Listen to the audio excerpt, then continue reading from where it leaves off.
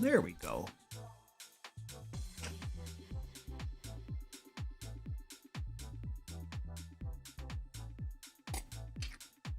Oh, that's right. I should pull up the spreadsheet. A really good idea.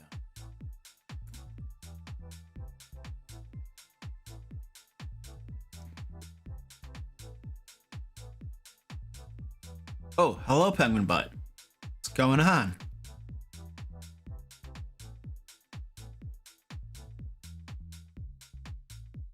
Where is our...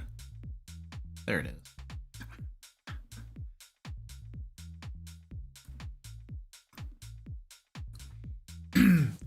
Ed, what's up, dude? Plasma Star, hello. Crooks Look. What's up? How you doing, dude? Like your name. Crooks. I love that. That's a great name. Goliath Cleric, Dan, what's up? Tashio, hello. Vincent, David, Scotty V, what up? Raymond Smith, hello. Stream Elements, what's going on, buddy? Good to see you here. You finally made it. You made it. At last, at long last. We've been waiting for you. Now that you're here.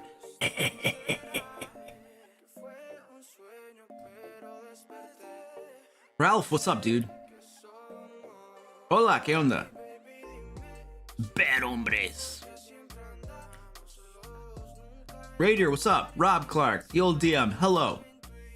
Frederick Schmidt, what's up? What's up, Tony Matlock? I'm the best D&D channel? Well, thank you. I try so hard.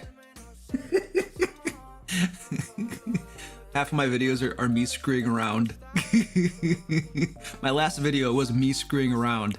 I'm trying so hard. Low Breeze, what's up? Welcome, man. Hey, new or old, it doesn't matter. It's all, everybody's welcome.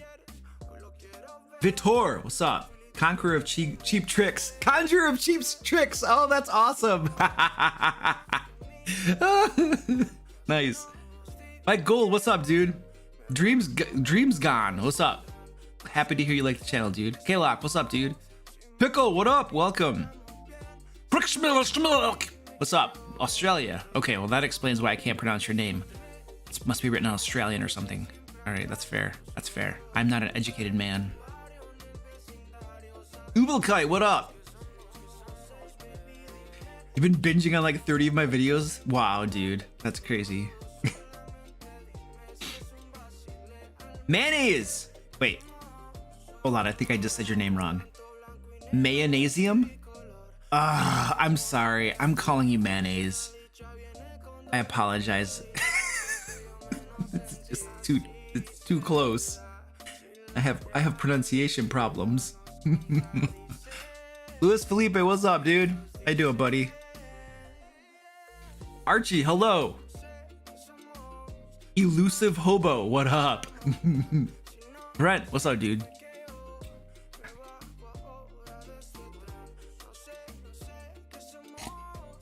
Mayo? No. Mayonnaise. I'm calling you mayonnaise, man. That's what we're doing here.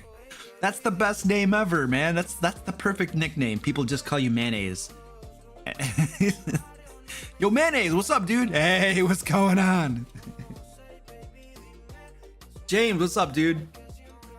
DM lost at sea. Some dude's face. That's me. Some dude's face. Pet my cat. Mayo is the best salad dressing. I like barbecue sauce. I like ketchup. When I'm making a sandwich, I mean, I like mayonnaise. Here's the problem with mayonnaise. All right, let me explain to you why I like mayonnaise and stuff, but my issue with mayonnaise is that you have to, after you open the jar, you have to get a knife to scoop the mayonnaise out. Whereas with barbecue sauce, you just open the thing and squeeze. Ketchup, you open the thing and squeeze. What do you want to call it? What's the yellow one? Mustard. Mustard, you flip the cap and you squeeze. Mayonnaise, You have to stinking open it up. You got to go over to the drawer. You got to get a knife. You got to stick it in. You got to scoop it out. You got to spread it. Like, dude, I could have put on ketchup, mustard, and barbecue sauce in the time it takes me to put on mayonnaise.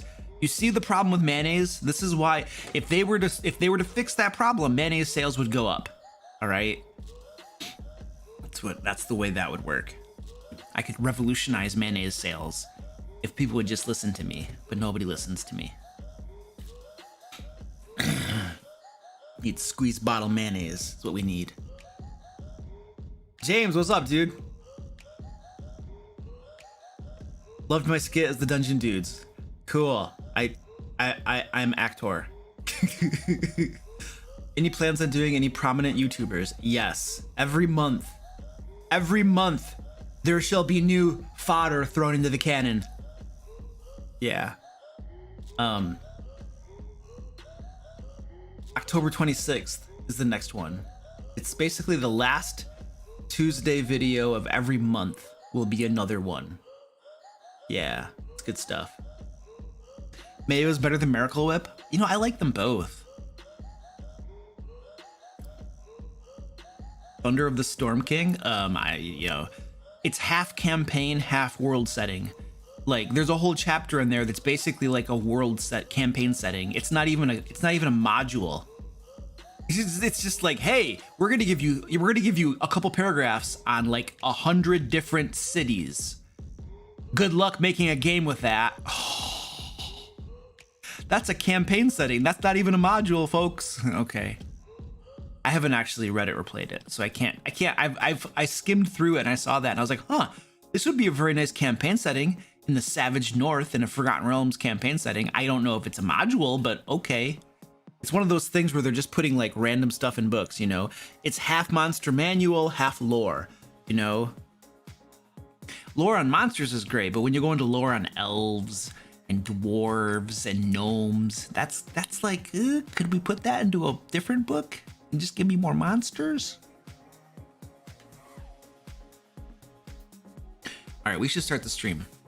We haven't actually started yet. That's why there's a big message that says stream starting soon. Haven't started yet. All right, here we go. I'm gonna push the button now.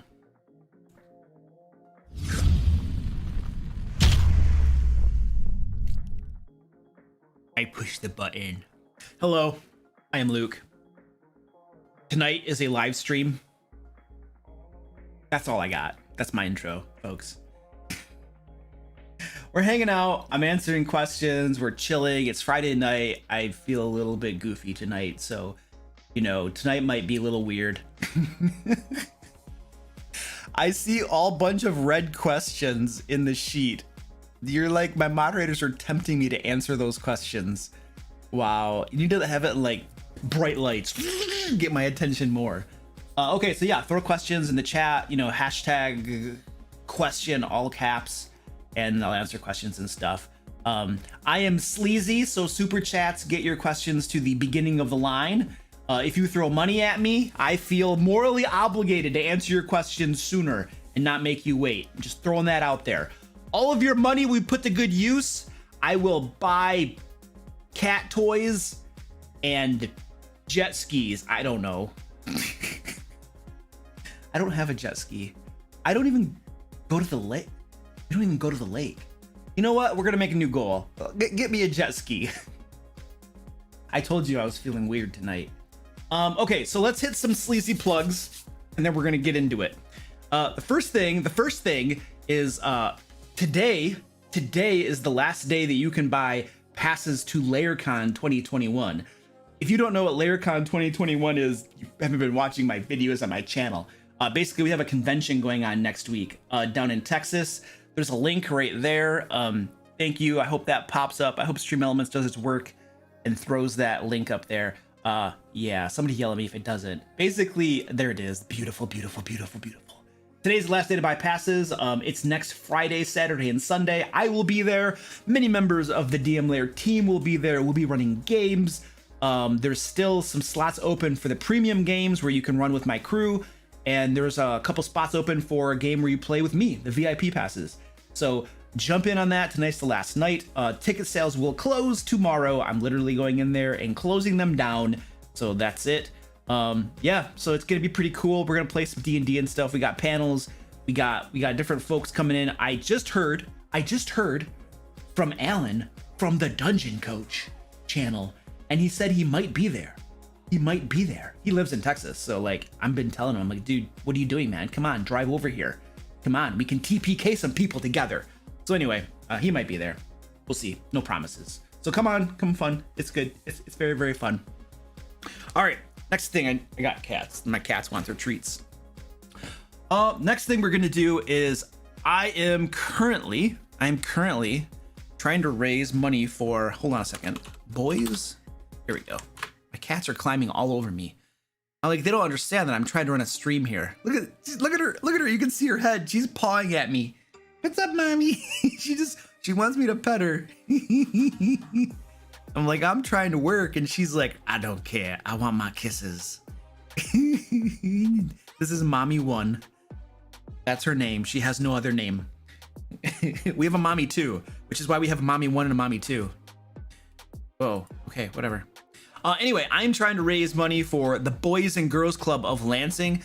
These folks basically have, you could call it an after school program, basically. Kids after school from, like, you know, I don't know, low income areas and stuff have a place where they can go after school. They get help with homework. They have like a STEM program there. Lots of cool things for them to be involved in and participate in that's going to help them in their lives, as opposed to, like, I don't know, whatever the option is otherwise. So it's very, very cool. I'm trying to raise a bunch of money for them. My goal is $500 for these folks. We are currently at $75.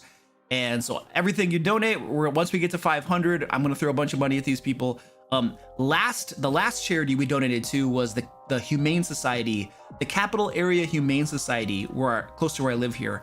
And we gave them $585. So very, very cool. So anyway, if you want to donate, if you want to help out kids and stuff and what these folks are doing, then please tip. Feel free to tip. It must be a tip. I think there should have been a chat. There should have been a link in chat somewhere if you want to donate. So no obligations, obviously. It's just charity. I'm not buying jet skis with the money, folks. Like, now we don't trust you, Luke. Oh crap. Ugh. I just eroded my own trust in my brand. It's horrible. Okay, one last thing, and then we're gonna actually do the questions. Every live stream, I thank all of my awesome, wonderful patrons who give me their patronage, that's called money, to help me do all the things that I do for folks. It helps me to make all the videos for you. It helps me to create all of the content that I put on my website for free, all of the DM resources. It helps me make Lair magazine, which is a premium D&D resource that my patrons get every single month. So I'm very, very appreciative to these folks and their support. They're very, very, very awesome people. And these people here, these 87 people here, get their names read off because they support even more. They're like, Luke, we're gonna pay you just to read our names. Go. All right, 5e Magic Shop, Aaron, Aerospatial, Alex, two Alexes, Amanda, Anthony, Arutha, Beoban, Brad, Brandon, Brian, I can't read, Candy Sora, Chad, Chase, Chris,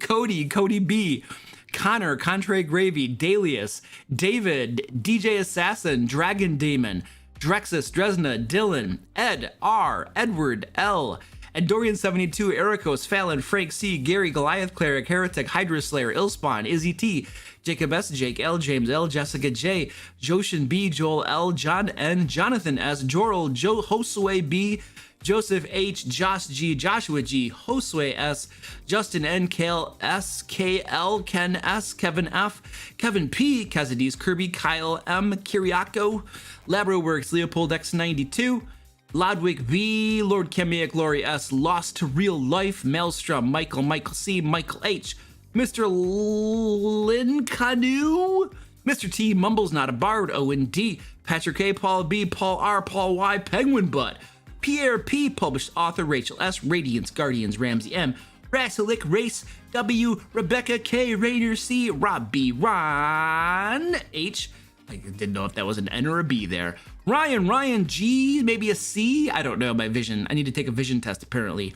Sakura, Shane L, Simon, Smash Skull, Snapbragger, Son of a Sofa Man, Sophie M, Stetson H, Stephen A, Stephen F, Tactical Tokens, the old DM, Talking Napkin, The Pickle, The Casual Nerd, Theta Tag, Tiger 500, Tim Black, Todd M, Tony, Tom, and then Tony, Trevor G, Tristan W, Tyler N, Tyler R, Xavier H, Zach. Woo! Thank you, folks. I appreciate it. That's the hardest thing I'm gonna do tonight is read that list. Everything now is just like smooth sailings. Everything's gonna be easy. Wow, that was challenging. Make a rap album? Yeah, that's me rapping. I can't pronounce stuff. How am I gonna rap? I think being able to, like, you know, pronounce and enunciate stuff is probably a prerequisite of rapping, my guess. Lord God, thank you for the 552 super chat, dude. I appreciate that. Love the content. Ketchup or mustard? Mustard. I think it was probably about 2 years ago. 2 years ago. Okay, here's the story.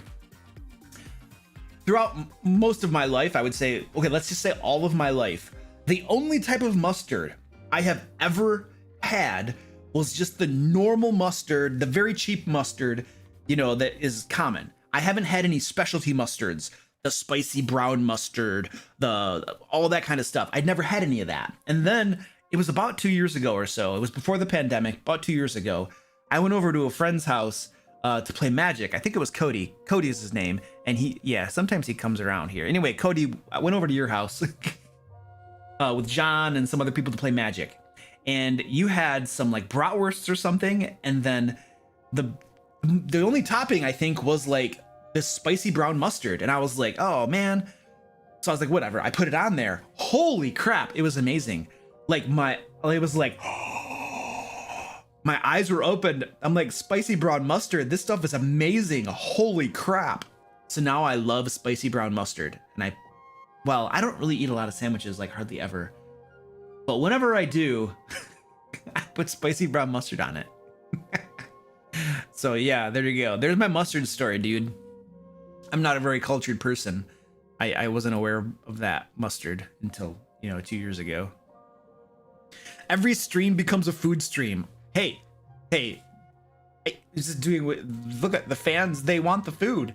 They want me to talk about mustard. What do you want me to do? It's gonna be like, no, I'm not. I'm gonna talk about dirt. Yeah. I don't eat a lot of sandwiches. It's like a lot of bread and stuff. What constitutes a lot of my meals is about a quarter of the plate is just like chicken or a steak or ribs or something, some sort of meat. And then the other quarter of the plate is a legume, usually like, what are those things called? Beans, but there's something else too.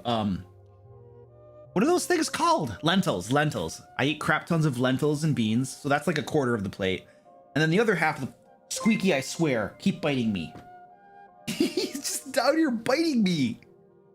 Squeaky, stop it. The other half of the plate is usually like a salad. That's a lot of my meals. I also like, you know what? Let's stop talking about food.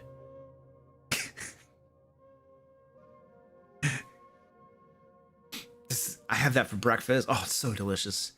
And I put barbecue sauce on it and like Thousand Island dressing. Oh, it's delicious.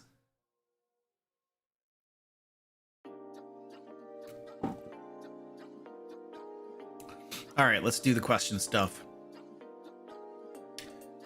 What has been your highlight while running Curse of Strahd? Why was that such a highlight for you? I think the scene or the episode I probably enjoyed the most was when Stefan had his eyes ripped out by that crazy doll, and then he was blind and he couldn't see. That episode was awesome.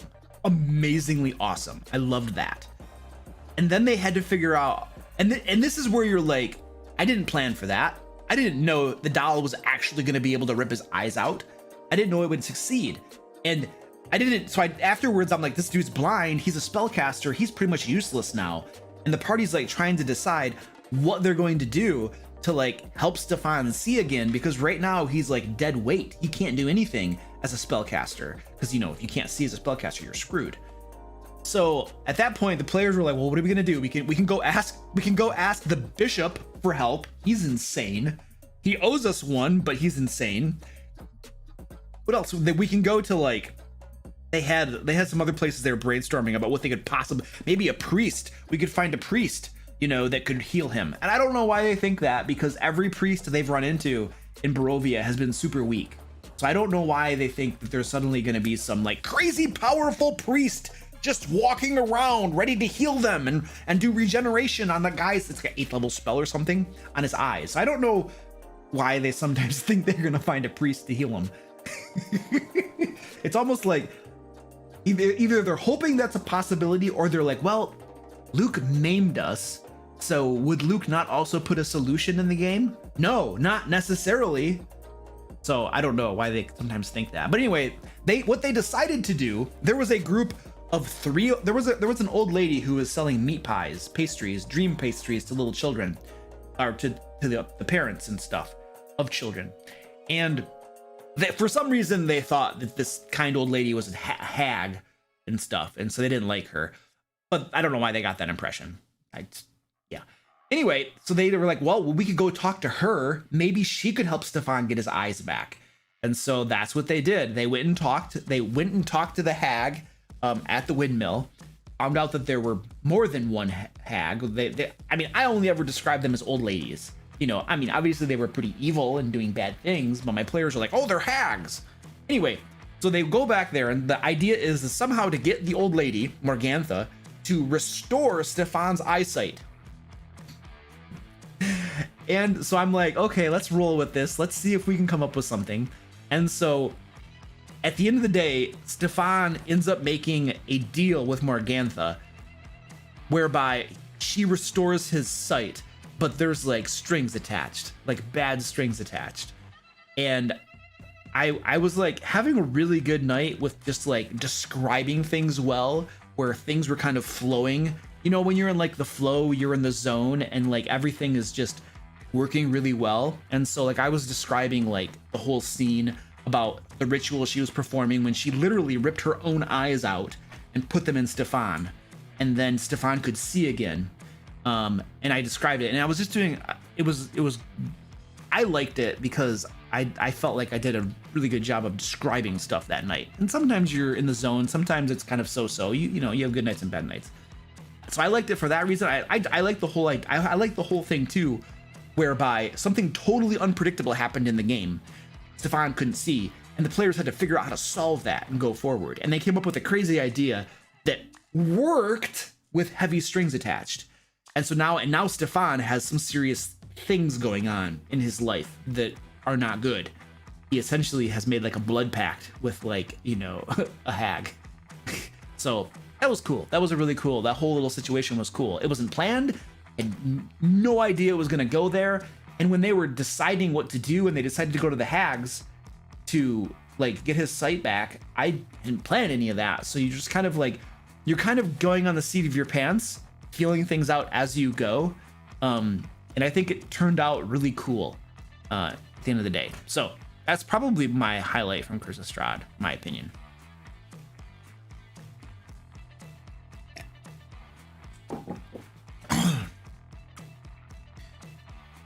Do you believe in the idea that monsters should never attack first? No, not really. I believe in role-playing monsters. That's what I believe in. I believe in 2 things. 1, role-playing monsters, but 2, it's a game. So sometimes you're going to role-play a monster to true fidelity, how it should be role-played. Other times you need to acknowledge the fact that you're running a game. And some things aren't fun in a game. So there's a balance between the two, the role-playing and the meta of acknowledging that it's a game and running it like a game. So sometimes I do have monsters simply attack.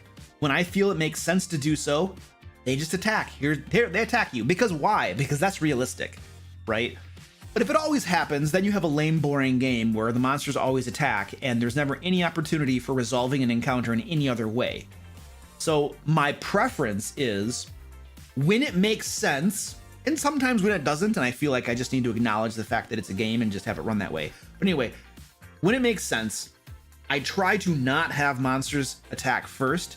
I try to give the players an opportunity to respond to the situation in a way that is different than just fighting something. So if the players kick down a door and behind the door there are 3 goblins, the goblins look at the players who have weapons in hands and stuff. The goblins don't rip their swords out, rush forward and attack. Instead, the goblins grab the sword hilts. What are you doing here? And they wait. That right there tells the players the goblins are ready to attack, but they haven't yet. And we can still interact with them. We can still talk to them.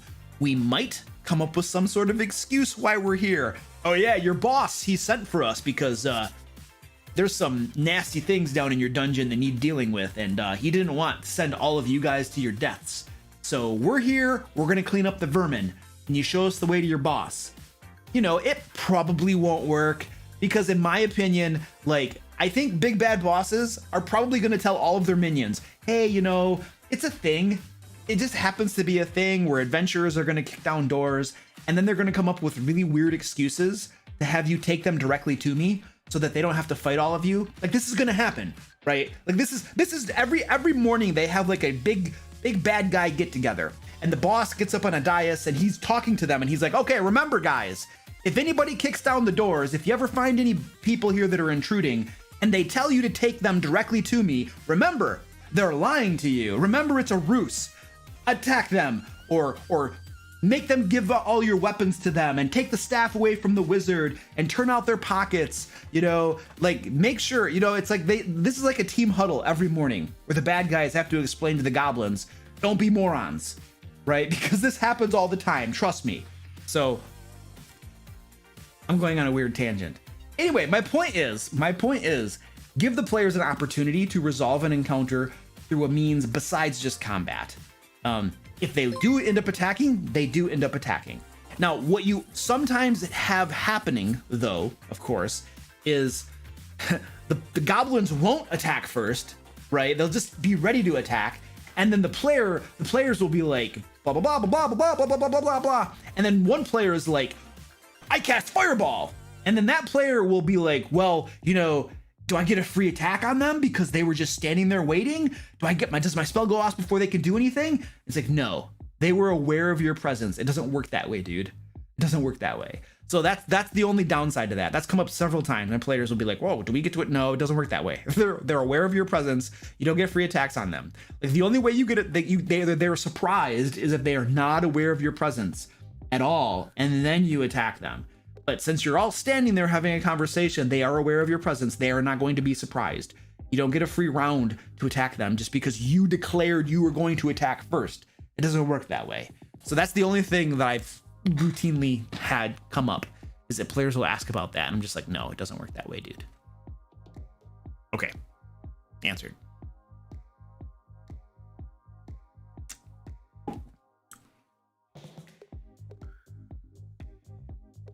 That is a red question. That's a red question too. I knew somebody was going to ask about the 2024 edition update for D&D. What do we know about that? D&D new edition. Do we know anything about that? Like, what information has even been released? Like, what have they told us? Do we have any information about it? Did they tell us anything concrete at all? Whatever, go away. What have they actually told us? The next evolution will release in 2024. They're really doubling down on this, not wanting to call it a name. It's the next evolution. Do you guys remember when D&D first came out? Like, when D&D 5th edition first came out, it wasn't called 5th edition. It was called D&D Next, right? And then everybody and their grandma called it D&D 5th edition, and yet still the official folks are like, no, it's D&D next, D&D next. It took like what, 8 years of people calling it 5th edition for people like, you know, with official titles to finally call it 5th edition. But now we're back to where we started. It's the next evolution. Is it 5.5? Is it 6? What is it? Well, of course it's gonna cost you more money, dude. They're a company. They have to make money. If they don't make money, they go out of business. If they don't make money, Hasbro shuts them down. People in suits make decisions. Like, they have to make revenue. They got to turn a profit. If they don't, our hobby goes away. So I'm all for them making smart business decisions that help them make money. I support that 100%. They have to do that. Otherwise, we have no game to play. That's just the reality of the situation. Yeah, I don't think that they even told us anything.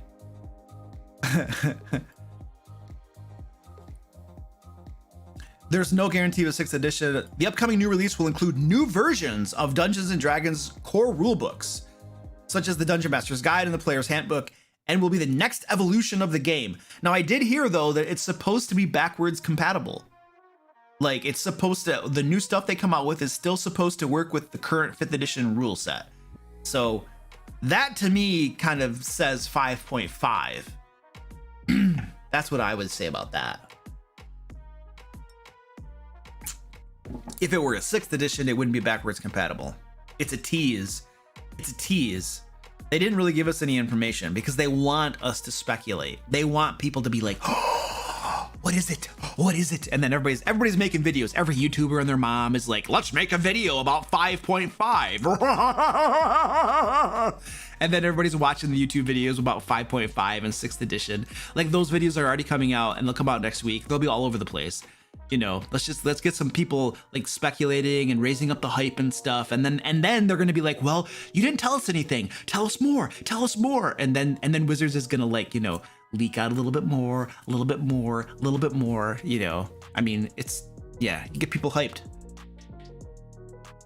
Yep, here it is. Will be completely compatible with the existing releases. Would take into account feedback from players and community collected via surveys. That's what I'm afraid of. That's what I'm afraid of. There are certain things, certain directions that they are going that I do not like. I'll just say that. So this is when you make decisions based upon the vocal minority, the quiet majority tends to object. Next year, we'll have plenty to say about these new books and what they mean for D&D. So next year, we have to wait till next year. I have another cat.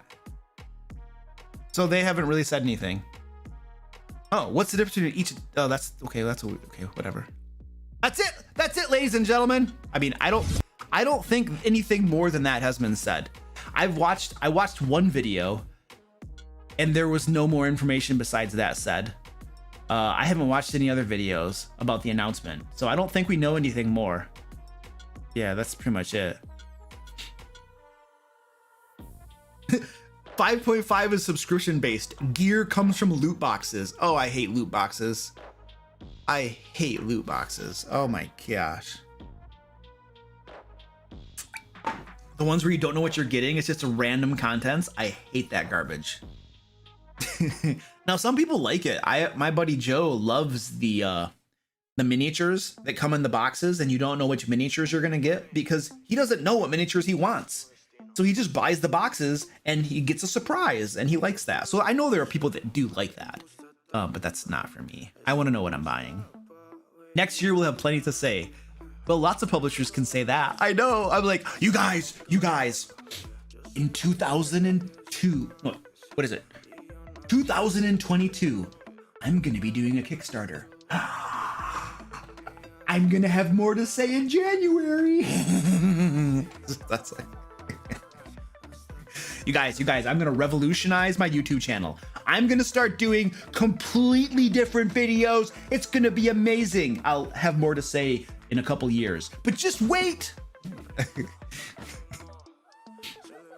Random content and capsules is super popular here in Japan. Cool. Yeah, it might. That's why. Is it the culture? Something about the culture then where they like that? I'm assuming. I don't know how popular it is here. In all honesty, I know I don't like them, but I know people do.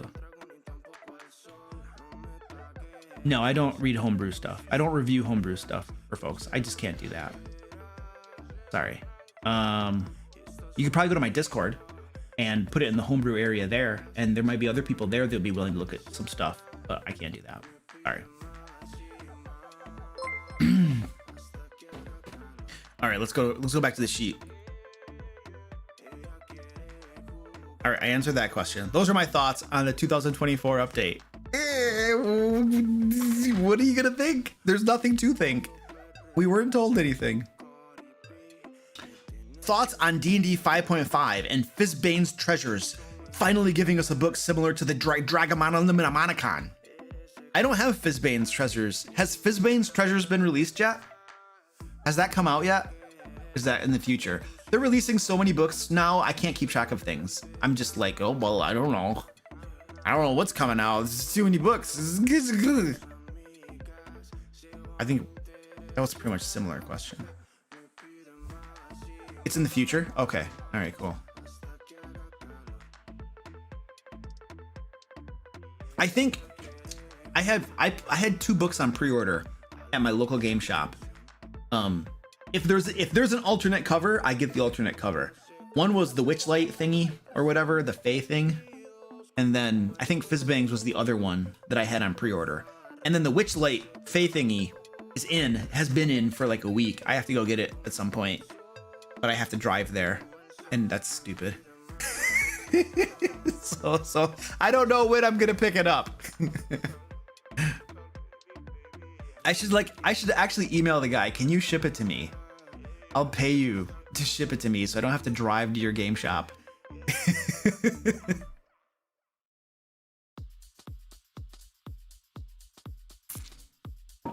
Beyond Witchlight, is that what it's called? Okay, cool.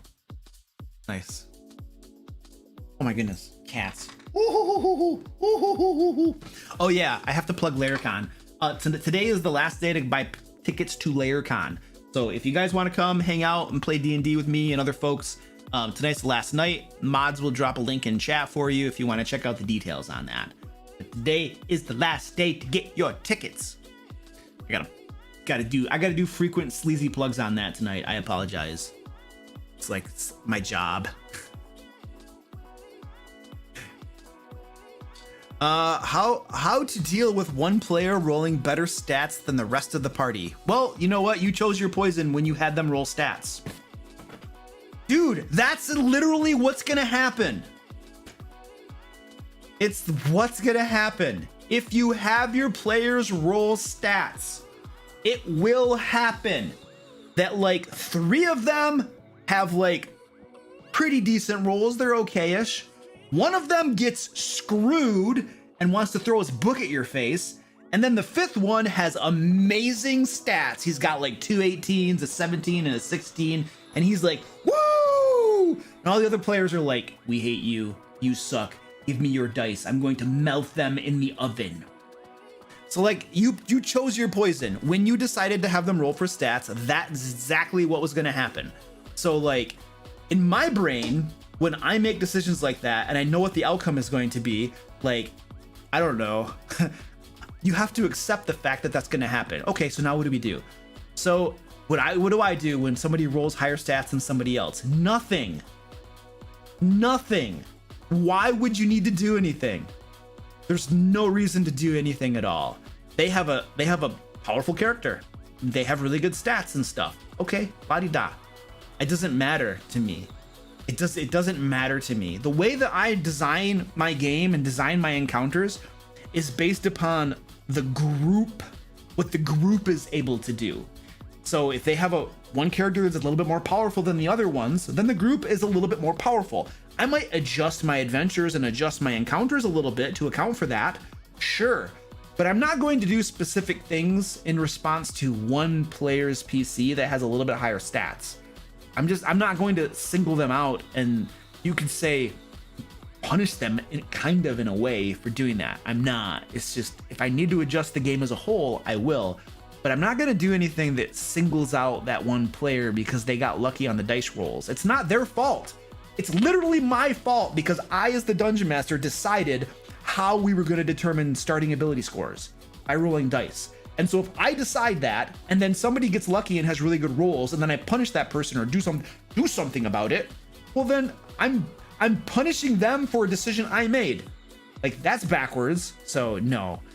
Now if I find that overall the game's too easy because people have good stats or really good character builds, and it doesn't have to be stats, it could just be people that are just power gaming and min-maxing and have really broken combos. You know, there are lots of YouTube videos out there, different channels, that literally every video they do is the top 10 this, the top 10 that, ranking and stuff, where literally helping people to min-max their characters. Like, there are videos out there, those are the videos that do well.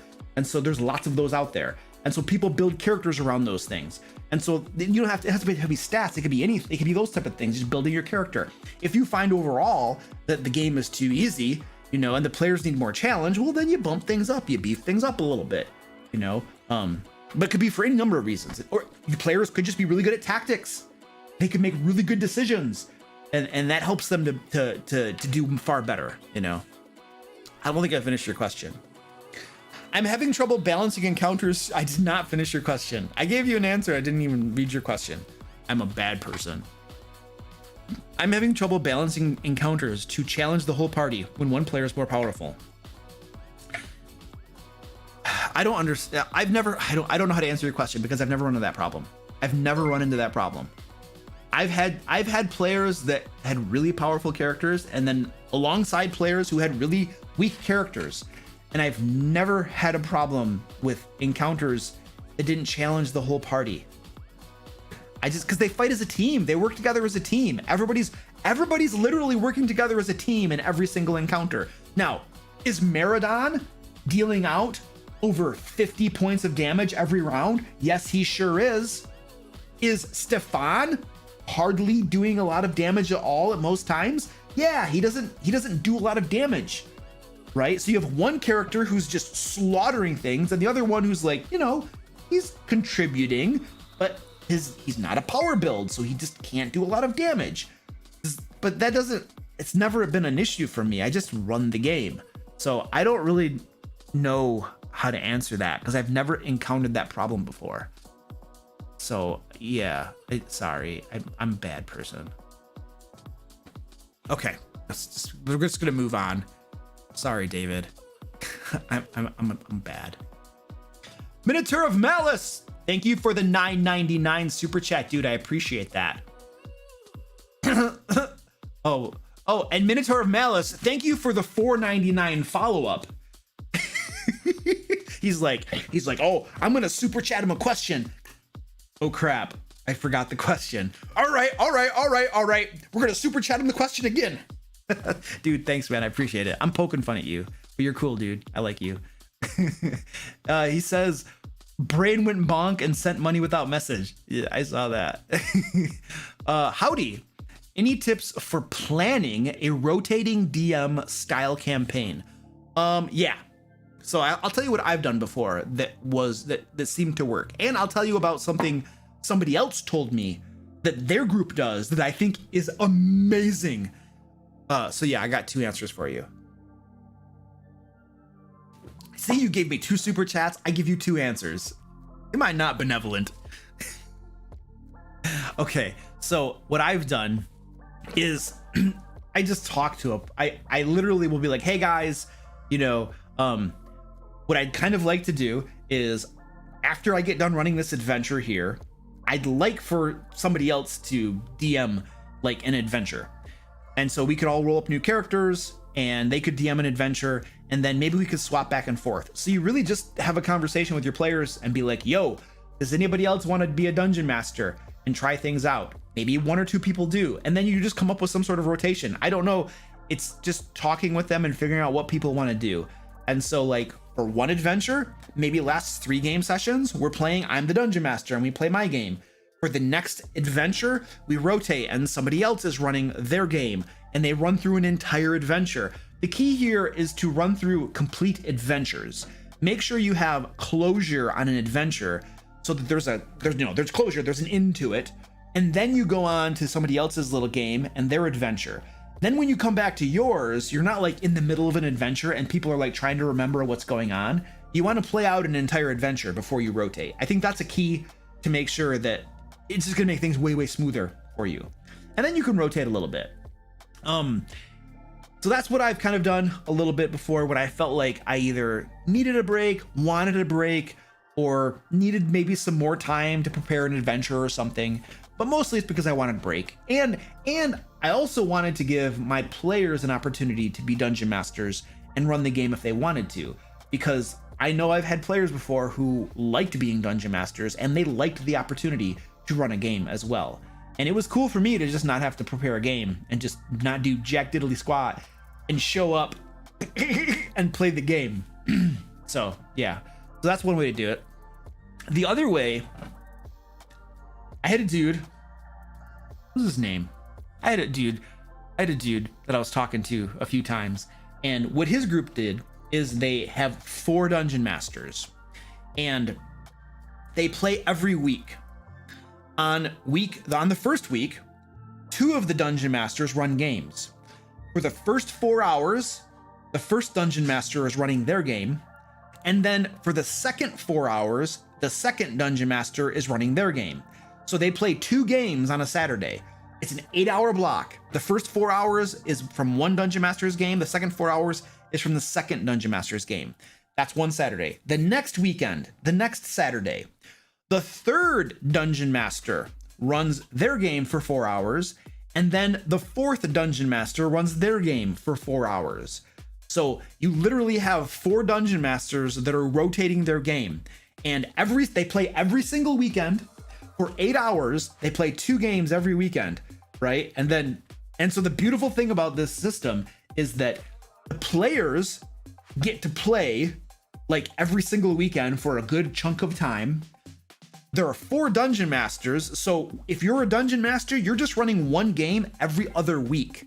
And you get to be a player in the other 3 games. So if there are many dungeon masters that like being players and want that opportunity.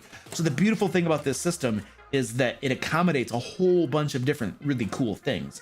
Now, it does necessitate, of course, having 4 people that want to and are able to run games, because not everybody wants to, not everybody can. And obviously, if you're one of those dungeon masters that just wants to be the dungeon master and you don't like being a player, then that might not be the best system for you. But I feel like for a lot of groups, that sort of thing would work really well, you know, and you basically get to play D&D for an entire day every weekend. That's pretty cool. So anyway, Mr. Gore, what's up, dude?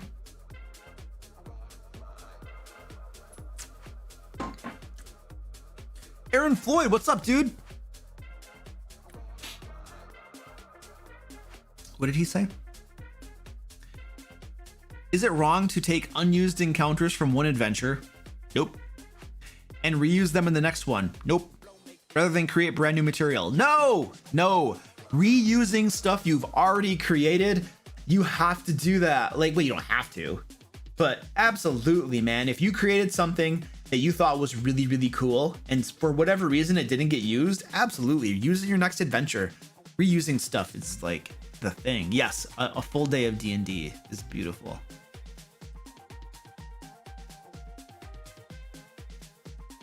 You're very welcome, Minotaur Malice.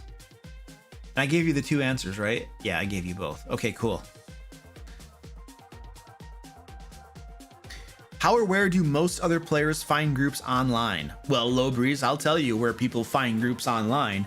They go to the DM Lair Discord link in chat right there, and we have a looking for group or a pickup group, or there's a channel over there where you can find D&D groups to play in. So that is the place I would recommend. There's lots of cool people over on my Discord. I used to recommend Reddit's LFG, but you know, Reddit can sometimes be a cesspool, so you know, you might have mixed results over there. So I would try my Discord first. we tend to ban people that are bad. People that are jackwads don't last very long on my Discord. They get banned and booted pretty quick. So if you're if you're a bad person, don't come, because my moderators will just have fun.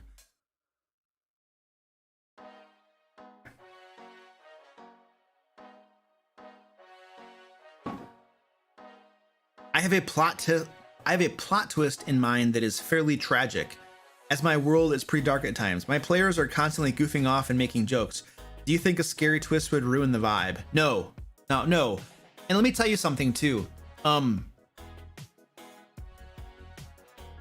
If you have a very dark world in general, it could be your players are goofing off and making jokes a lot because they're trying to counter that dark feeling. They're trying to add levity to like that darkness in your world. And it's not a bad thing. I'm just kind of thinking about the psychology of why they might feel that way. It's kind of like if you have a game that's really fast paced, your players will sometimes, maybe subconsciously, go into side conversations and do things to like break up the pace and give themselves a pause, give themselves a break, because it's just too fast of paced. And they'll do things subconsciously sometimes that will give them what they need in the game. And so if you have a super dark game and your players are goofing around and laughing all the time, it could be because they need that counterbalance to that game. It doesn't really have anything to do with your question. It just kind of occurred to me. But no, I would do your twist however you want, And if it doesn't work, who cares? It doesn't work. You learn something and you get better next time. You run a game like every weekend, every other weekend. You're running games all the time. Like, as a dungeon master, you are going to try things that don't work. It's gonna happen. And when you fail, you learn from it. Oh, well, that didn't work. Huh, okay, let's not do that again. Or, well, that was new. Maybe I just need to get better at it. Maybe I need to keep trying until I hone and perfect things. That could be it too. So not every new thing that fails necessarily needs to be discarded. You might need to practice more. You might need to refine it. You might need to get better. But sometimes we try new things that are just bad ideas. And we didn't realize it was a bad idea until we tried it. And then we're like, oh, that. So you're going to try things that aren't going to work. Don't talk yourself out of it beforehand, unless there's good reason to talk yourself out of it. Like if you're like, I bet a forced rape scene would be a good idea. Talk yourself out of that. Do everybody a favor and talk yourself out of that. But if you don't have a twisted mind like that, like some people, you probably don't have to worry about that too much. And you can try things out without having to, wonder if you're going to get canceled or people are. Yeah. Let's keep moving.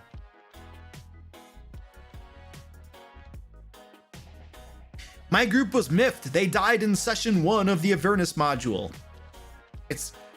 You need to sit them down and be like, okay, ladies and gentlemen, let me explain something to you. We are playing Dungeons and Dragons. 90% of the rules have to do with combat. Do you know what combat is? Combat is where two sides, at least two sides, sometimes more, are in conflict. And in this game, conflict means swords and axes and fireballs, whole bunches of nasty things. So it's possible that you die in this game. Like, death is a possibility in this game. It's something that happens in D&D. Now, I understand that there has been a slow evolution from like 1st edition to 5th edition, where it's getting more and more difficult to die, but it can still happen, especially at low levels. So let's just accept that's a possibility before we start playing this game, because death can happen. It happens. And if losing your precious character that you spent, 15 minutes following an online guide that told you how to min-max your paladin, sorcerer mix, splash a little warlock in there to get all these min-max stuff. If you spend a lot of time on Reddit digging through how to min-max and watching YouTube videos and to make your unique precious character, and then he dies and that hurts, you might want to consider, a less deadly game. Because I know D&D is popular and everybody likes D&D, but it's kind of like a war game at heart. It's what it came from. So like you might die. So maybe that's a conversation to be had. Let me finish the question. They died in session 1 of the Avernus module. Avernus is a nasty module. I mean, it's build. Oh, well, here's the thing too. I know where they died too. They died in that tavern fight. That tavern fight was bullcrap. I don't know. Somebody's writing. It was a level 1. It's the first adventure in Avernus. All right, and like, there's like a game designer who's like, aha, they're all level 1s. They have 5 hit points. I know what I'm gonna write. There's gonna be 8 different bandits and a bandit captain. They have no chance of winning. Ah, but they're not supposed to fight them. They're not supposed to fight. They're supposed to do this, that, and the other, and then this and this over here. And if they do all of these things, you know, then they could actually win this encounter. And so it's fair. No, it's not fair. You're a moron. Why'd you write that? So I know exactly where they died. And that's a horse crap encounter. It's a horse crap encounter. Oh, my group almost died too. I think we actually had one person die, and then the rest of us got our butts handed to us, but we ended up winning, but just barely, because that was just a very, very nasty encounter when you're level 1. I don't know why designers do this. It baffles my mind. Maybe they designed it to age well with like Tasha's Cauldron of Everything, so that when everything comes out super powerful, the old modules can still be run with the crazy powerful characters. I don't know. So in part, your player's anger is a little bit justified because that fight was never fair to begin with.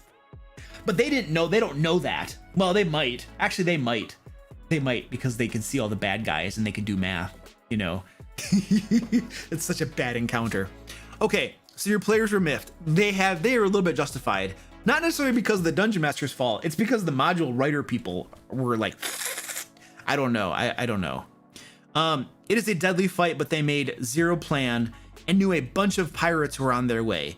Should I have toned down the encounter? Okay.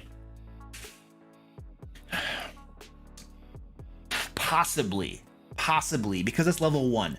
If they were level 5 and it was a really deadly encounter, there's so much leeway at level 5. There's, you know, it's like, they could run away, they could do this, that, and the other, they might lose a couple and get away, etc, etc, etc. At level 1 though, my inclination would probably be to tone it down. That would probably be my inclination, because it just really depends, you know. I mean, I don't want to, my goal is not to kill my players' characters. That's never my goal. My goal is to run a challenging game that's fun for them. So I'm not trying to kill them.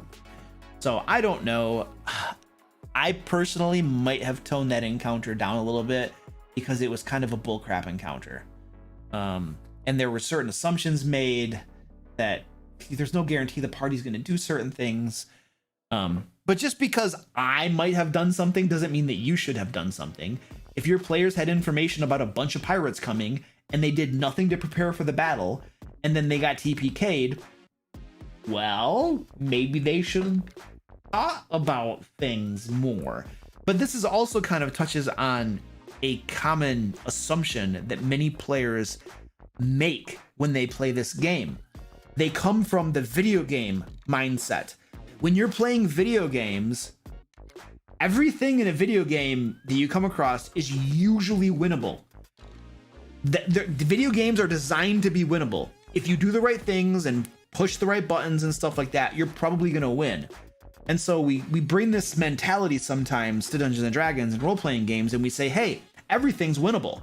So it doesn't matter if there's a bunch of pirates coming, it's going to be winnable. Like, why would they put it in a game if it's not winnable? And so sometimes I think players can come with, like, you know, erroneous assumptions about how the game is designed, which causes problems, right? Their expectations, they have certain expectations that are wrong. And then they find out, holy crap, it wasn't winnable. It was never winnable. So yeah, that's a thing. So I think this is probably like it's probably worth it, like in the fabled session 0, to talk to your players and be like, yo guys, want you to know not everything in this game might be winnable. Use your brains. Use your brains. It's a big old world out there. You never know who you're going to come across. So use your brains. Now, the flip side to that, of course, is if the players are so in terror of everything and they're terrified that every encounter might be crazy deadly, then they don't want to fight anything.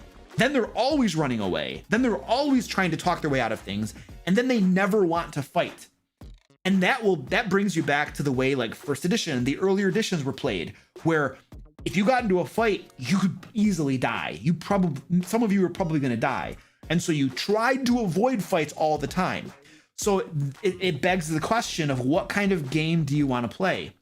Do you want to play a game where players, there could be any number of difficulties of thrown in there, and the players might just decide the best thing to do is to run most of the time and not fight anything? Is that the game you want to play? If that's the game you want to play, cool. Then you could just have crazy powerful monsters and encounters all over the place. But if you don't want to play that game, then you probably want to have some sort of expectation set with your players, whereby there's some sort of agreement that says, hey, most things are winnable. However, occasionally there will be something that isn't, and you're probably going to get little subtle clues that it might not be winnable. Not me telling you that, but by me describing things or setting the scene in a certain way. Then, going that route, you can actually play a game where the players aren't afraid of fighting things. You can have combats and encounters that are fun.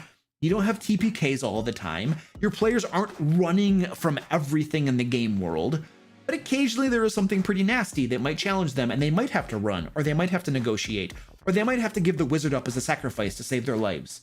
Stuff like that. So it just depends on how you want to go with that and how you want to run that. So there's a bunch of information for you. I don't know that I answered your question. I kind of did. I did okay. I get like a couple gold stars for that, right?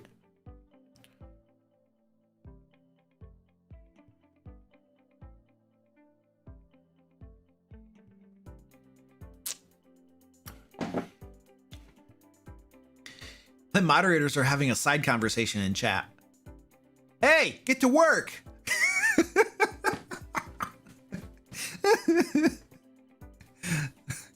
Good job, mommy. All right, let's do a cat strike.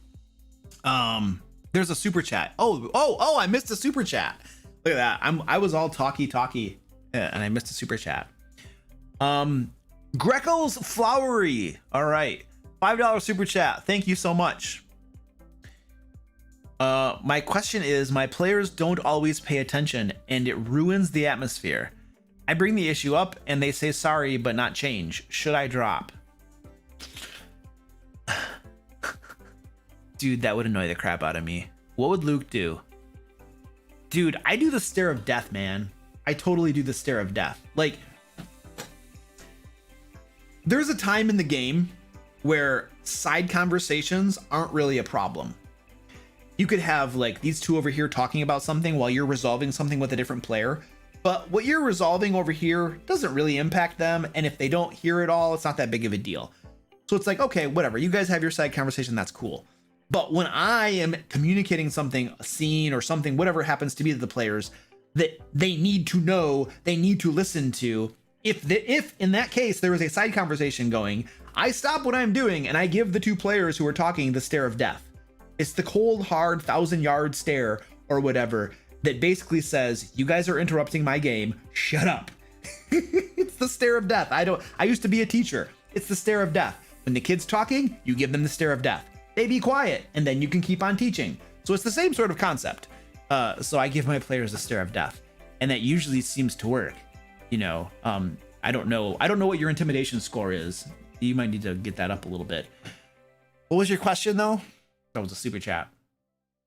So your question is, should you drop? If it's a game breaker for you, here's the thing, like, it ruins the atmosphere. Okay, if they're not paying attention and you can't get them to, it sounds like you've talked to them, you brought it up, hey guys, you guys aren't paying attention. You're on your phone, you're talking, you're not even paying attention to the game. I can't even run the game. So I think there's two things to consider. One, why aren't they paying attention? How engaging is your game? How interesting is your game? Could it be that your game just isn't super interesting and it isn't engaging and their attention's wandering because you're not holding their attention? That's a possibility. So that means that there might be an area there that you can improve in and that you can get better at. And so the question there is, why aren't you paying attention? Like, are you not finding the game fun? Are you not finding it interesting? What kind of things could I do or change or get better at that would make it more interesting for you? Your players have the answer. They have the answer. Like, if I'm a player in a game and I'm not paying attention, and the dungeon master's like, Luke, you've been reading Xanathar's Guide to Everything for 15 minutes. Why aren't you paying attention? I'll be like, oh, let me tell you why I'm not paying attention. Because I'm not even in the current scene. The other 3 players are in the city doing something, and you've been on their scene for a half an hour, and I'm literally here doing nothing. And so I'm just gonna read my book because I'm not really in the game right now. That's why I'm not paying attention. And it doesn't really matter because they're in the city and I don't have any in-character knowledge of what's going on. So it doesn't impact me at all. So your players have the answer. So if it is that your game isn't engaging enough, that you could improve and do things, your players could help you to understand perhaps things that you could do better. So I think half of the answer to the question is, instead of, because as dungeon masters, a lot of times we look at our players and be like, you're bad, you're not paying attention, you're doing this, you're doing that. Whereas, you know, the mirror needs to be held up to ourselves as well. How am I contributing to the problem? Are there things that I can get better at and can improve at? We shouldn't start out with the assumption that we're doing everything correctly and that everything is our player's fault. We should start out with the assumption that there is an issue. People are contributing to the issue. I might be one of them. So what can I do to make the issue better? Now, so that's something to consider. At the end of the day, though, whether you should drop or not is probably going to be, if I'm considering quitting a game, it's usually going to be a measure of, am I having fun? Am I enjoying this game? If I'm the dungeon master and I'm not having fun running the game, I'm not enjoying it, then there's the slider of Luke quitting just gets higher and higher. It's like the less fun I'm having, when I get to the point where I'm just not having fun and it feels like work, and like every game session it's like I'm not having fun, you know, I'm fighting with my players, they won't pay attention, I'm repeating myself all the time, I'm getting frustrated, I don't look forward to D&D, I dislike playing D&D, and it feels like a job. That's when Luke is like, it's probably time to stop running this game. So those are some indicators that it might be time to stop running a game. But I wouldn't stop running a game because your players aren't paying attention. That's not a good reason to stop running a game. I think there's other things to consider besides that, what I would say. All right, there you go. Thank you, moderators, for letting me know about the super chat, because Luke doesn't pay attention. I wasn't paying attention. All right, we're doing a cat strike.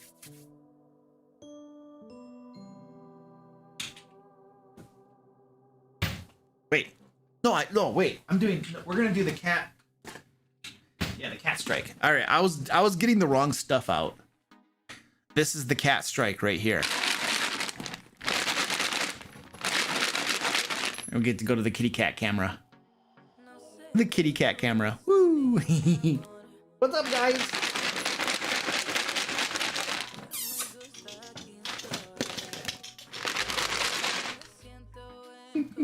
I have quite a few cats, as you can see.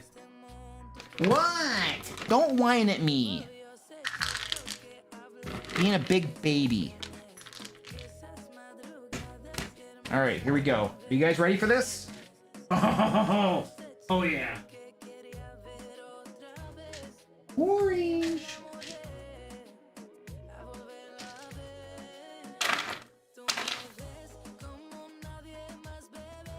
All right. I'm gonna go bio, get some more coffee. You watch the kitties and I'll be right back.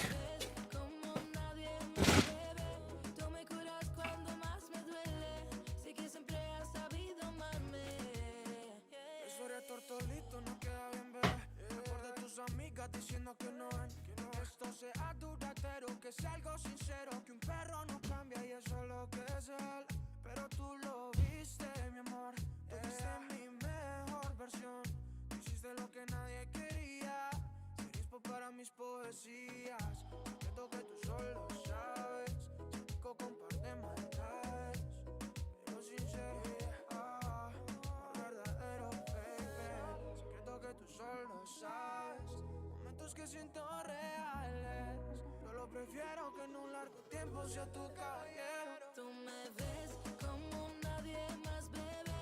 Me diste alas para que vuele, pero motivos para quedarme. Tú me ves como nadie más, bebé. Tú me curas cuando más me duele. Sé que siempre has sabido amarme. Se volvió ese chico que habló en mis canciones. Esas madrugadas y hermosas conversaciones.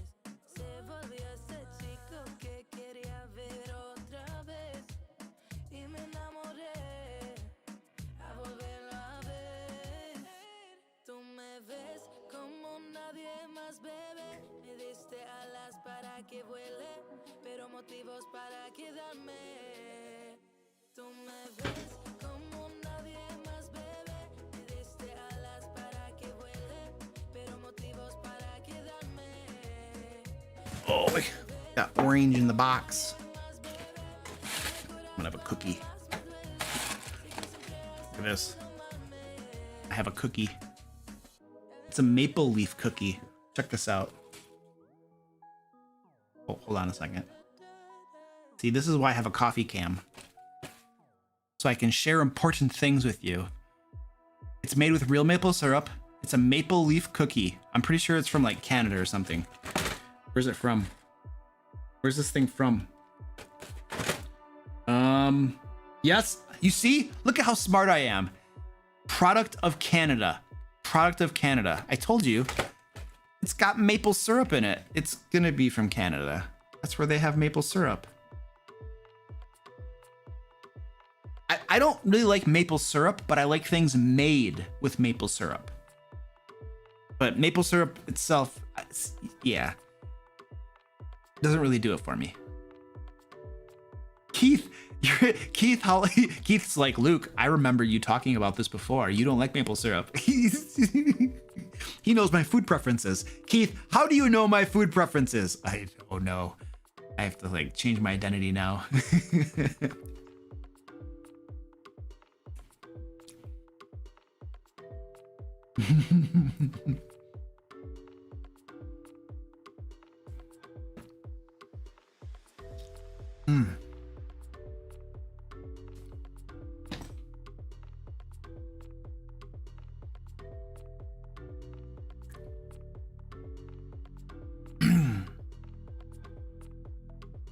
Sticks in the river. That's a solid strategy.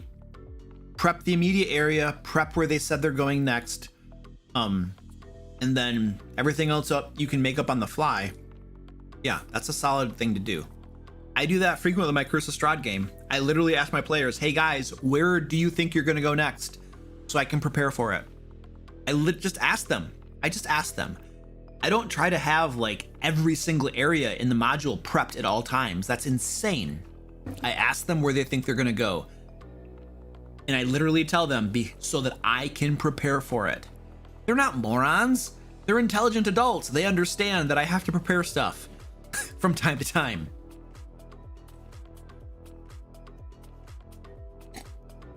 Sir Vic, thank you so much, dude. I had fun making that video. I hope they don't hate me now.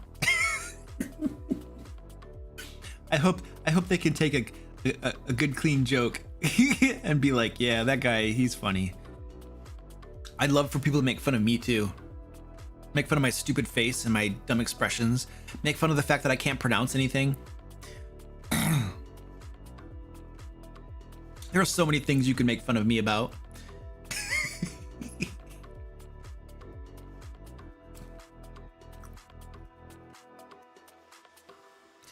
How do you deal with lore lawyers? Not D&D per se.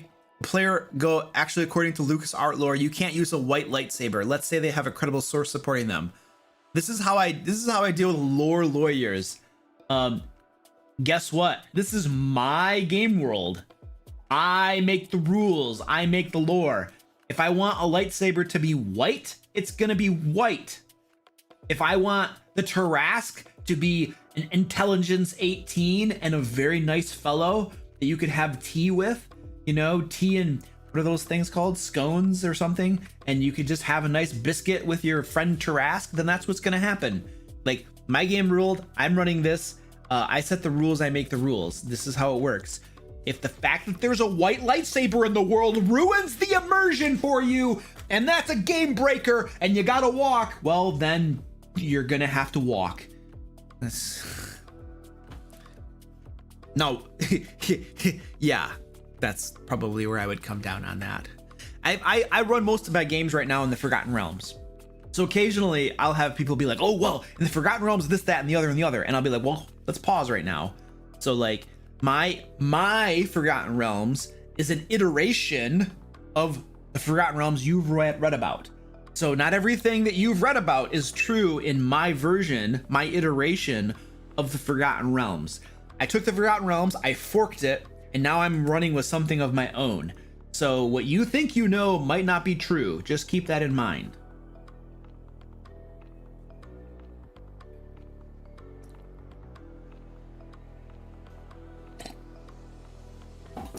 Very new Dungeon Master here. What's up, dude? Welcome.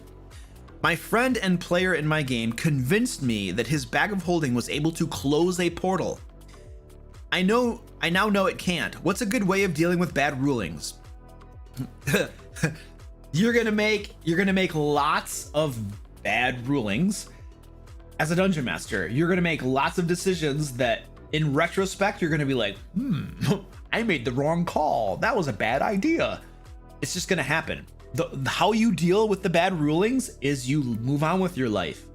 You don't think about them. You learn from them, improve, obviously, don't be dumb.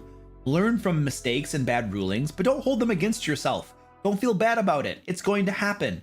Like, you can't make 100% good rulings every time. Sometimes you just need to make a ruling and move on with things. So don't worry about it and don't beat yourself up about it. It's going to happen a lot. It's going to keep on happening.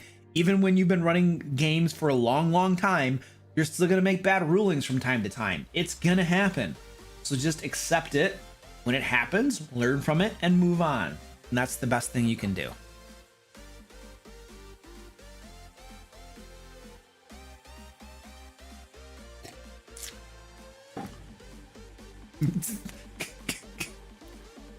The Tarrasque wears a bow tie with a top hat and a monocle. Yes.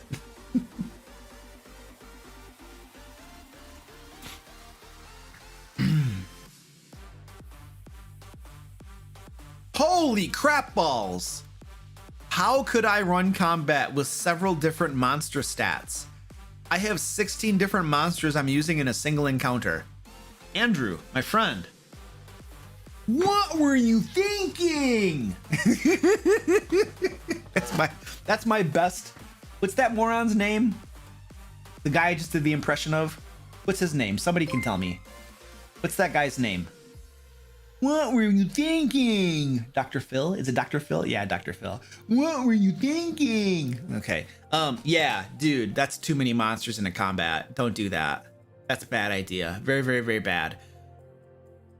It's a bad idea because it's going to slow that encounter down so much because you are going to have to flip between 16 different stat blocks, run 16 different monster stat blocks at a time, remember what they do, choose which spell they're going to cast, rotate them through the encounter in their initiative turn order. That is a train wreck. That's good. That crashed a long time ago. That crashed before it took off. Yeah, 16 is way too much. The most I've ever done in an encounter is 6. And it wasn't my fault. There were 3 monsters stats over here for this encounter, and then there were 3 over here or something, and my players somehow got all of them to fight them at once. And I ended up with 6 at the same time. This was in my Curse of Strahd game before it was Curse of Strahd, and it was Sword Coast Guard.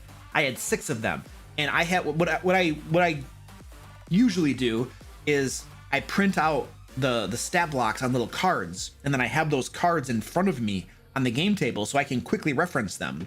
You can also put little sticky notes in your Dungeon Master, not your monster manual. Even better, I have my iPad at the game table, and I have D&D Beyond open on it, and I have a bunch of different tabs. Each tab has a different monster on it, and so I can quickly, just click the different tabs I need. So those are different ways you can run multiple monsters without having to like flip through a whole bunch of stuff. But my recommendation is 3. maximum of 3 different types of monsters in an encounter. That's for your sanity as a dungeon master, and it's also to keep the pace of the combat going and not bog things down because you're trying to understand and look things up and make decisions for your monsters. I usually keep my encounters to 2 different monster types, but 3 I'll do from time to time as well. So yeah, don't do that to yourself, dude. My recommendation. I rarely do just 1 monster type because that's boring in my opinion. I usually will have at least 2 monster types because that's more interesting for an encounter. 1 tends to be boring. Oh my gosh, there's so many questions.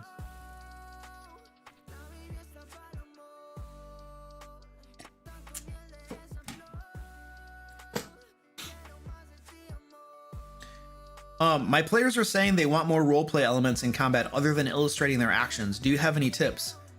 Yeah, keep social interaction going. Keep a conversation going. That's one of the biggest things you can do in a combat. The talkie bits. Have that keep going during the combat.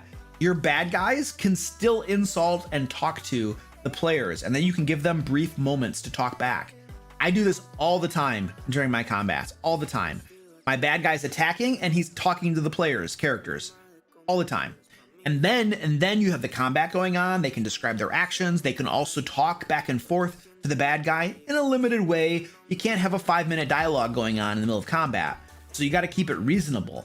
But that's the biggest thing you can do to keep some of that, talkie, the social interaction stuff going on as well. That's my biggest tip, I would say.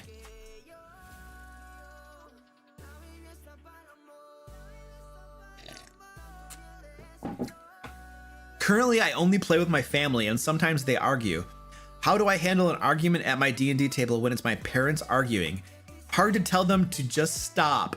I would tell them to stop. Mom, Dad, can we do this after the game? Like, can we just play the game, please? I would put a little bit of levity into it. I would make it part of a joke, part of serious. It's all in your delivery, like if they're doing the arguing thing and you're just getting ticked off and you like snap at them and are a jerk to them, it's not gonna go well. You don't talk to your parents that way, right? Like my daughter talks to me like that way, I get upset. So you got to keep the respect. You got to keep the respect in there, but I would try to correct them in a way that comes off still as respectful, but a little bit of levity in it, like, Mom, Dad, can we not have an argument during the game? Can we do this later? Can we kill some orcs and stuff? Would that be okay? I don't know. I would try to do something like that. Of course, I don't have like those inhibitions either, probably in certain situations, especially if I'm the game master. If I'm running the game, like I don't care who you are and how old you are, I'm going to run the game and I'm going to use my authority as needed to make sure that the game is going okay. So I don't know. That's what I would do. I think your age probably matters too. It's easier for me to do it being a little bit older. If I were like 15 and my parents were arguing, then it's a little bit harder for me to do that, I would say. So I think age has something to do with it. Penalize them XP for bad sportsmanship. Oh, that's awesome. Mom, Dad, don't make me parent you two during my campaign. Example of what not to say. Mom, Dad, stop arguing or I'll send you to your room. Put your parents in timeout. Hey, hello, Italy. Arsenico, what's up, dude? Kill their characters to establish dominance. Oh, that's awesome. Don't actually do that. Ed has a public service announcement. There are currently more questions in the sheet than Luke could possibly answer tonight. Feel free to keep asking new questions because he cherry picks, but don't be offended if questions don't get answers. Yes, and if you super chat, I will answer your question too because I am a sleazy money grubbing jerk. No, because I'm buying a jet ski. No, actually, that reminds me. I do see a super chat from Dylan. I'll get to that in a second, dude. Thank you. I am trying to raise money for the Boys and Girls Club of Lansing. All tips go directly to them. They are a charity here in the Lansing area. That's like where I live. And they basically they do a whole bunch of things for boys and girls. They have like an after school area, a big building where kids can go after school. They can get help with homework. They have like a STEM program that's like math, science, engineering, and stuff like that.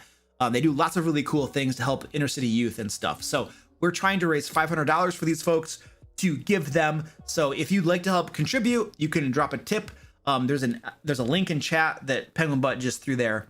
It's just for tips if you want to do the tips. Because when you super chat and stuff, YouTube gets like a good chunk of that money. When you tip, it goes almost all of it goes right to the charity. There's like a very little tiny bit that like Stream Elements will take off from the top, but it's very, very small. That's why we use the tipping when we do donations to charity, because I want most of the money to go to the charity, not to YouTube. Trust me, they don't need more money. Oops, that's the wrong button.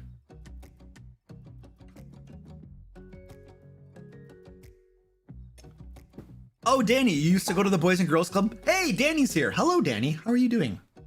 You used to go to the Boys and Girls Club down there in your neck of Yeehaw land? I make fun of Danny. She's from Texas. I'm going to be in Texas next week at Lair. I should not make fun of people from Texas. I'm going to be outnumbered. Like, yeah, we heard about you. You were making fun of us, right? Oh, that's right. So today, this came up organically this time. It wasn't even that sleazy. Today is the last day to buy tickets for LairCon 2021. So if you want to play D&D with me, people from my crew, hang out, and all that kind of stuff, get your tickets. There's a link right there in chat. I'm closing it down tomorrow. No more tickets after tonight. So if you want in on the fun, it's tonight's your last chance. This is like salesmanship pressure. This is marketing pressure. It's like the time is running out. You must do it now. Because I'm like that. Make fun all you want. Oh, Keith, are you from Texas too? I'm gonna be in trouble. Luke, remember that saying, don't mess with Texas. I'm not messing with Texas. I'm just messing with certain citizens of Texas. That's okay, right? Oh no, Penguin Butt's gonna be there too. She's from Texas. Crap. Yeah, but you're like down an arm right now, so I don't know. Yeah. You're probably still dangerous though. Yeah. Okay. All right, I'll be good.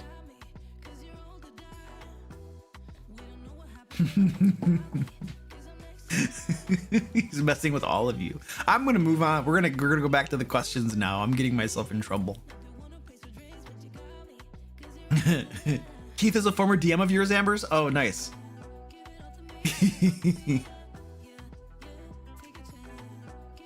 Okay, I answered that one.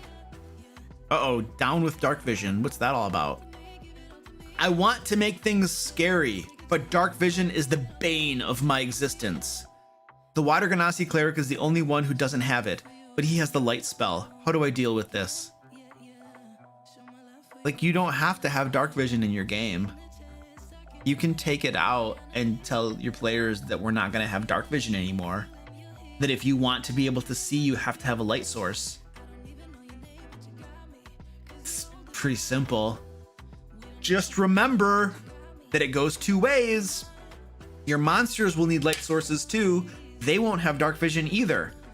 Which means that, you know, when you're carrying a torch, you are making yourself a big, huge target for anybody who's in darkness and looking at you. Like when you're sitting around the campfire, you are clearly illuminated to everybody for a long ways around. People that are in the woods, in the shadows, observing you. You're sitting around that campfire, they can see you, yo, and you can't see them. You're a big old target right there. So remember that everything goes two ways. So if you get rid of dark vision for players, your monsters don't have dark vision, and you need to account for that as well. So that changes the game a lot. So think carefully. But if you don't like it, you don't have to use it in your game.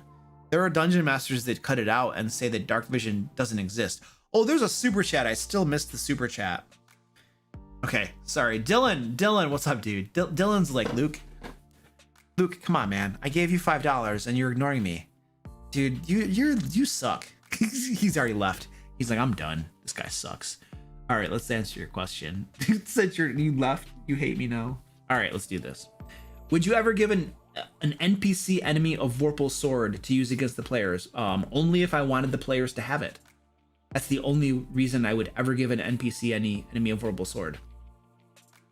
Like, do I care about the fact that it could decapitate them? No, not at all. Why not? Because at that level, they have access to spells and stuff that will bring the character back from the dead. So I don't care about that. Once you get to the point in the game where Vorpal swords are on the table, your group is going to have resources at their disposal to bring people back from the dead. So I don't really care about that.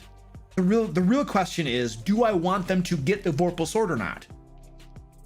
Because if I give a bad guy that sword, the chances are very high they will get that sword one way or another.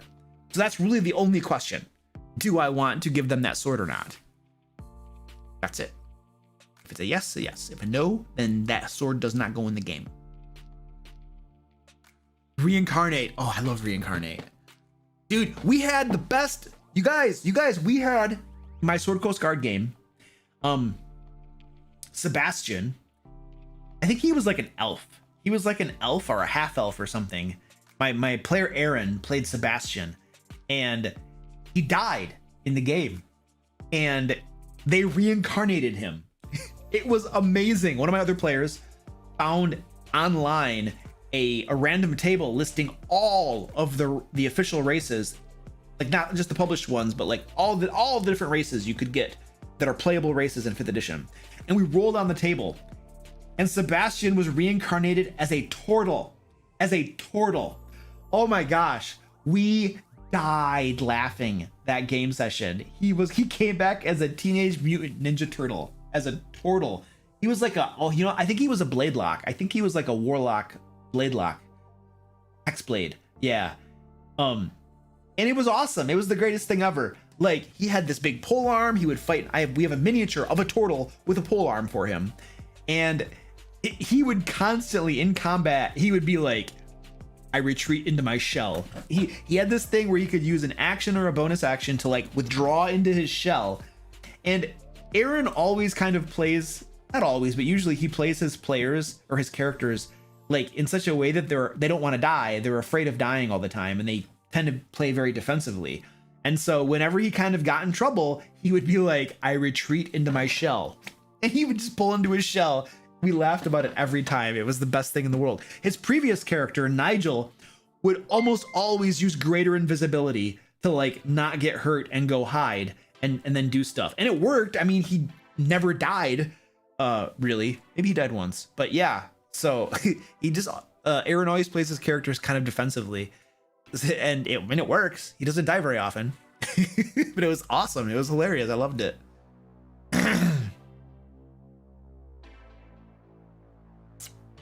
Tiffany, hello. Thank you for the $5 super chat. I appreciate that. She says, I'm very new to D&D and I don't know anything about D&D or about the lore with the characters, monsters, etc. As a beginner, what would be some advice you would give? So you're specifically asking about lore with the characters, monsters, etc. I would start reading that stuff. I would just start reading about it.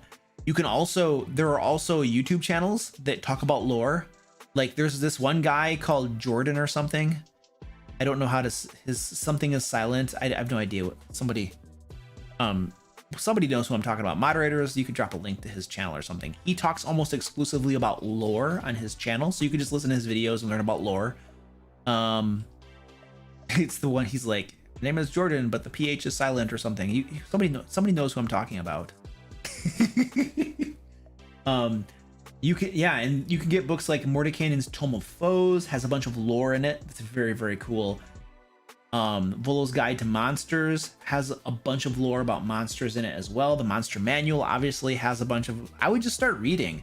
Like that's one of the coolest things is reading the monster books and learning the lore about all of those different things. And then don't be afraid to, if you're going to be a dungeon master or if you're going to be a player, don't feel like you have to know all that stuff before you begin either. Like the majority of players jump in, and a lot of dungeon masters jump in without knowing a whole lot, and they just do it. They just jump in and start, and they have tons of fun. There's nothing wrong with that. So don't feel like you have to know everything and be prepared and ready before you actually start playing or even running a game. You know, it's perfectly fine to just do the best you can with what you know and just get started. And that's probably gonna be more fun to just start playing and then learn as you go, and then you'll get hyped up and you'll want to learn more and you'll want to read more. You know, it's kind of like if you're into like Warhammer, what is it, 3K or something? You know, you have like these massive armies that you have to paint before you can play. And you like get all these armies and you're just like, I can't play the game until I paint them all. And then you spend like 5 years painting them. And then you're like, I finally painted them. I can play the game.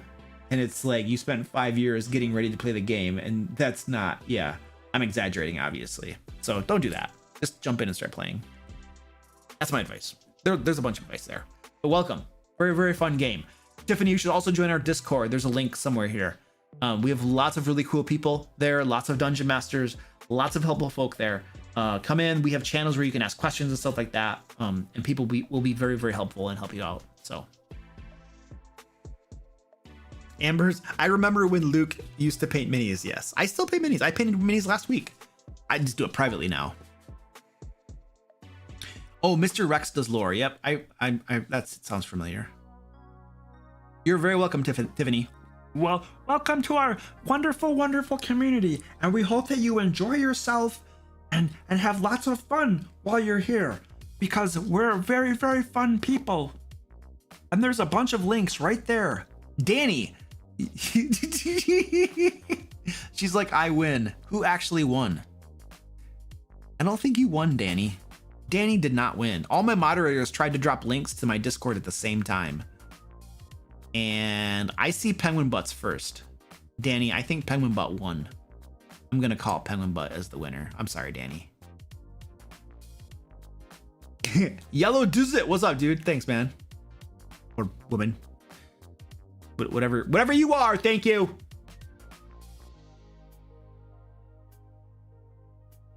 The X is also silent. Hello, my name is... That's right. My entire name is silent. The whole thing. I'm special.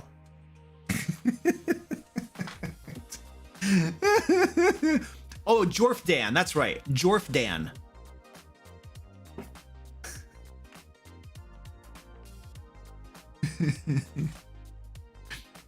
Does he read super chat questions? Yes, I do. I read every single super chat question. Because I'm trying to buy a jet ski.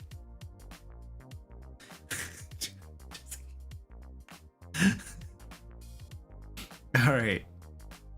I'm a new DM and I start my first adventure. I saw your combat system.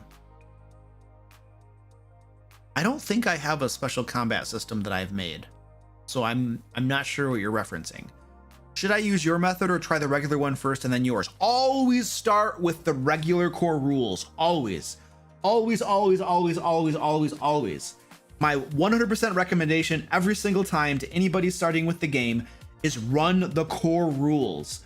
Always use the core rules first. Use them for a year or 2 years. Understand the core rules. Understand how they work and why certain things are done the way they're done. And then once you understand the core rules, then start tweaking them, make some change, start homebrewing them. I would not ever really recommend homebrewing and tweaking core rules before you have used them and understand them. It's usually going to result in you making homebrew rules that screw things up and have undesired effects for reasons. Because, you know, we make fun of the game designers and some things, you know, around here and stuff, but, you know, they do have a lot of experience and they usually know what they're doing. And most of the time, when there's something really stupid that makes it into a book, an official book, I don't blame the designers. I usually blame the suits. Somebody over there got their head up their butt, made a bad decision to, you know, flex and impose their authority on like game designers and other people, and they made them do a thing, and the game designers are probably like, this is dumb, this is stupid, but they're my boss and I have no choice. And so usually when there's a screw up in a book, I blame the people at the top. Usually the people in the front lines are doing really good work, and stuff that makes it through that sucks and is stupid, it's usually because somebody made that decision who doesn't know what they're talking about, who's not close enough to the work and doesn't understand the work, and yet they have the authority, and so they told the person to do a thing, and the person knew it was the wrong thing, but they had to do it anyway, and then it got published. And then the rest of us are like, that sucks! And then the game designer's like, yes, I know, but my boss made me do it. It's not my fault. They can't say that, of course, because then they get in trouble. But I like to think that the people in the front lines usually are doing a pretty good job and know what they're doing. People at the top who don't know what they're doing as far as like the details of the work usually make bad decisions. They have to review things and they want to make changes because, you know, flex and all this kind of stuff, and they don't trust the people on the front lines to do good jobs. You know what I mean? And they have to justify their existences by reviewing it and then making suggestions, that sort of thing. You know, that's how people in management think. And so not all, but many. So yeah, I like to not blame the game designers a lot. I like to blame the people in suits. Sorry.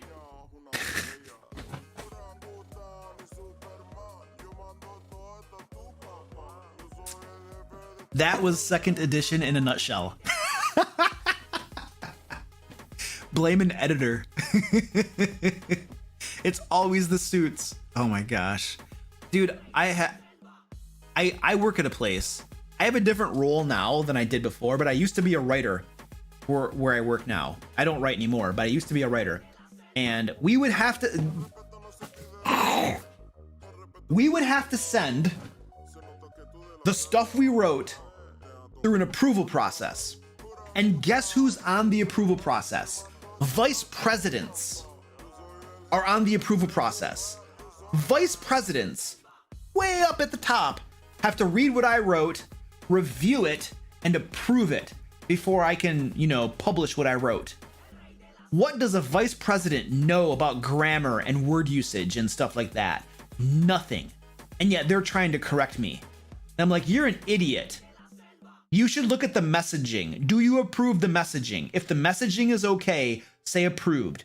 You don't need to find things to fix just to like don't you have better things to do as a vice president than review my writing? Are you kidding me?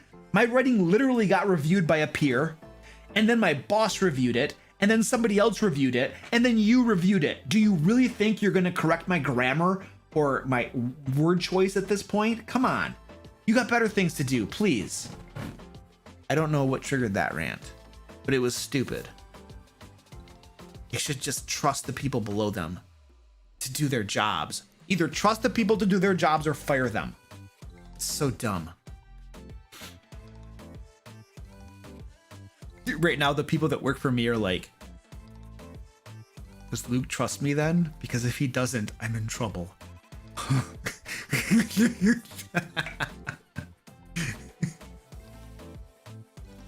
Ed says Luke is the suit, but he actually listens to his editors and developers. Yeah. You guys, I let you do your jobs. Do you know what I usually do? Ed is my lead developer. Ed Robinson is my lead developer. And so he reviews pretty much everything we publish for game balance, design considerations. He looks at monster stat blocks to make sure the math was done correctly, things balance out, lots of different things. He just does like a general review of lots of different things. So he's the lead developer. Lead developer that does that. Penguin Butt is project manager. She's like half project manager and half editor, and she does a whole bunch of crap. They do a lot of work. Zach, Goliath Cleric, is one of my lead writers. Danny is another lead writer, and so they do a lot of stuff. And for the most part, I don't know if Penguin Butt, when you send me something, I mostly just accept all of your changes, and then there are a few things that I double check. There are especially adventures. I double check a few things. I read through and I do usually the backstory, the summary, or the introduction at the very, very beginning. I read through that to make sure it makes sense, because sometimes those don't make sense, and then I'm like, this is confusing. So that's one thing I'll look at. Plot hooks are important. And then I'll look at a few other things, I'll make sure the adventure makes sense to the map. There are a few things that I spot check, But for the most part, I just trust you guys to do your jobs and get it done. You know, that's why I pay you the big bucks, so that I don't have to do it all myself and that I can just focus on the things that only I can do. For instance, this live stream, only I can do the live stream. The videos, only I can do the videos. The scripting, only I can do that. There are things that only I can do. So those are the things I focus on doing. And the things that I can pay other people to do, guess what? I pay them to do it and I trust them to get it done. You know, and then if they're doing a good job, then I don't have to worry about it. And if they're not doing a good job, then it's probably time to either help them, coach them so they can do a good job, or find somebody else who can do it. You know, those are your options. Either trust them and let them do it, coach them to help them do it better, or find somebody else to do it. You know, I prefer to coach and upskill rather than find new people, but sometimes it has to happen. That's life. Danny's like, hey, we could do a live stream. I would love to have you guys do the live stream for me. Could totally do that. Danny, you're up first. Danny loves being on video. You're doing the live stream first. I want to see that.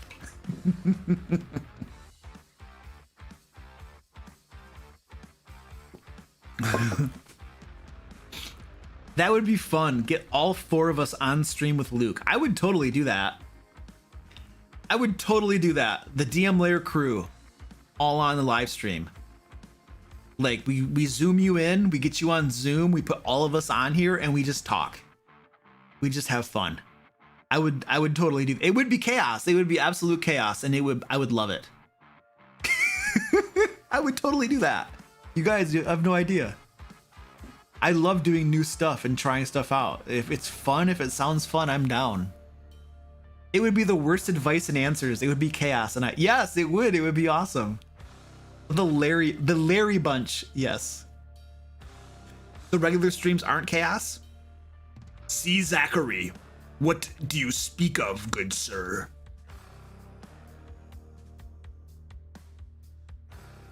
All right, I think you guys all just committed yourself. It's gonna be like, you know, everybody on the DM Lair team, everyone who works for me is on the live stream. It's like, it's a mandatory monthly meeting, you know? It's like, oh no, we got to go to this meeting. I'll just set up a meeting on Zoom, and I won't tell you it's a live stream. And the next thing you know, we're going to be live.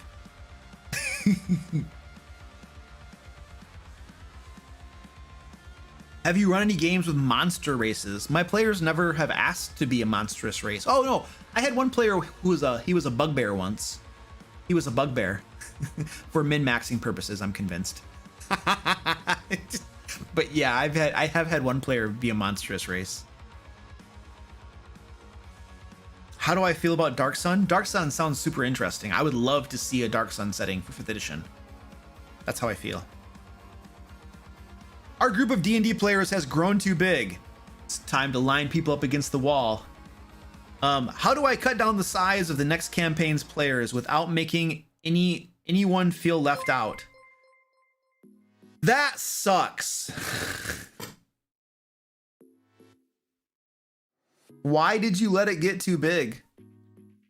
Claire! Hello, Claire. Claire Martin is one of our writers too. Claire, I cannot tell you how much I loved your last adventure, Willow Mansion. I loved that so much. Your puzzles you wrote some puzzles for us. I think prior to that, I loved your puzzles. Very, very, very pleased with your writing. You have no idea. And your read aloud text, like your wording and stuff is so eloquent. Oh, it's just so good. It was so good. I was so very, very happy when I was reading through your stuff, just letting you know. Yeah, I know I wrote you a note, like when I paid you, I wrote you a note too, but I just felt the need to verbalize it too, because I loved it.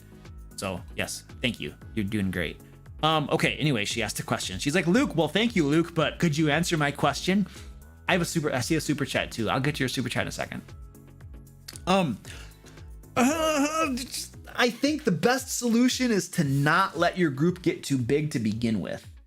But that ship has already sailed. So let's try to see what we can do here. The first thing I would do is I would talk to my players. I would probably be like, hey guys, there are 7 of us. It's just not working for me. I feel like our group is too big. Our group has grown too big. And explain to them why the group is too big for you and why you want to narrow it down.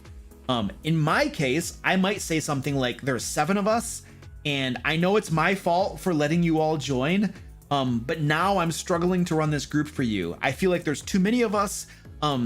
It's causing everything to go a whole lot slower. There's less time for each of you to actually play the game because there are so many of you that we need to go through. The combats are bogging down. You know, lots of you want to do special things with your characters and your backstories and your goals that you have for your characters. And my time is limited. And it's really hard for me to run this game for this many people. Whatever the reasons are, you have your reasons.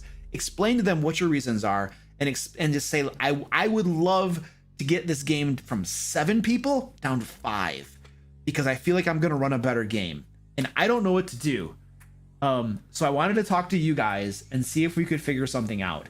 I don't want to kick anybody out. I hate that idea, but this group is too big right now and I don't know what to do. And I would probably just go to my group and be like, here's my problem. Can you help me solve it? Can you help me solve it? And then have a discussion. The ideal situation, what I would hope is that I would get some volunteers. There's a chance that some of your players aren't as excited about the game as others. And there's a chance they might just be like, you know, I can probably just sit the game out. I would be okay with withdrawing from the game. And if you could get a couple volunteers who willingly decide, and just of their own volition, decide that they're going to leave, that is the best case scenario. That's what you absolutely are hoping for when you walk into that situation. Because it's possible in a large group that some of the players might not even want to really keep playing, but they feel bad telling you that. And so they stay because they feel that it's a socially right thing to do. So they feel socially obligated to remain in the game. But if you give them the out, if you give them the opportunity to leave, they might volunteer. And then your problem is solved. Now, if you don't get those volunteers, I don't know where to go from there. But I personally would probably put that on the table for my players and ask them. Now, if that works and people volunteer or you guys all decide on something and you have a solution, that's great. If you guys can't come to a group solution, my backup plan would probably be to select the 2 players who I want to remove from the game. And they would probably be the players that I felt weren't paying attention, are constantly distracted, and aren't contributing to the game. If I had players that were problem players that would argue a lot or do bad, I don't know, whatever. You probably could think of a couple that were like, you know, if they left this game, the game would probably not get any worse. If that person left the game might get better. So if you don't get volunteers to leave, then you could always select the people that leave. Now let me flip this around though. If you ask for volunteers and 2 good players decide to leave, and you have 2 bad players that you wish would leave, but they stay, you just lost. So if you have players that you kind of don't want to be in the game, then I wouldn't ask the players. I wouldn't even ask them. I would make the decision. I would say, guys, the group, I would probably first talk to those 2 players. I would say, hey guys, you know, the 2 players that are problem players or aren't paying attention or aren't engaged, I don't know. You have your reasons. I would talk to them and say, hey guys, this group is too big. There are too many people. And I need to narrow it down to 5. And unfortunately, I think that it's probably best that you're one of those people. And you figure out a nice way to say that. You know, you find out a nice way to say that. And it's always going to suck, you know. But if you have players that you don't want to be there, like that are problems or something, you want to make sure those are the ones that leave, so that the players you want there are the ones that stay. Now, if they're all equally awesome, then I would do the first thing I suggested to you. So that's my thoughts on that. All right. coffee.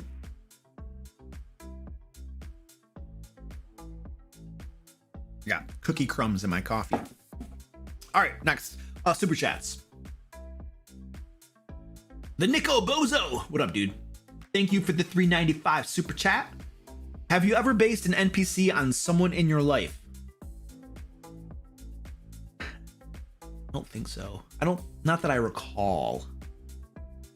I used my mom to be based behavior and quest of a silver dragon. They had to hunt for books for her.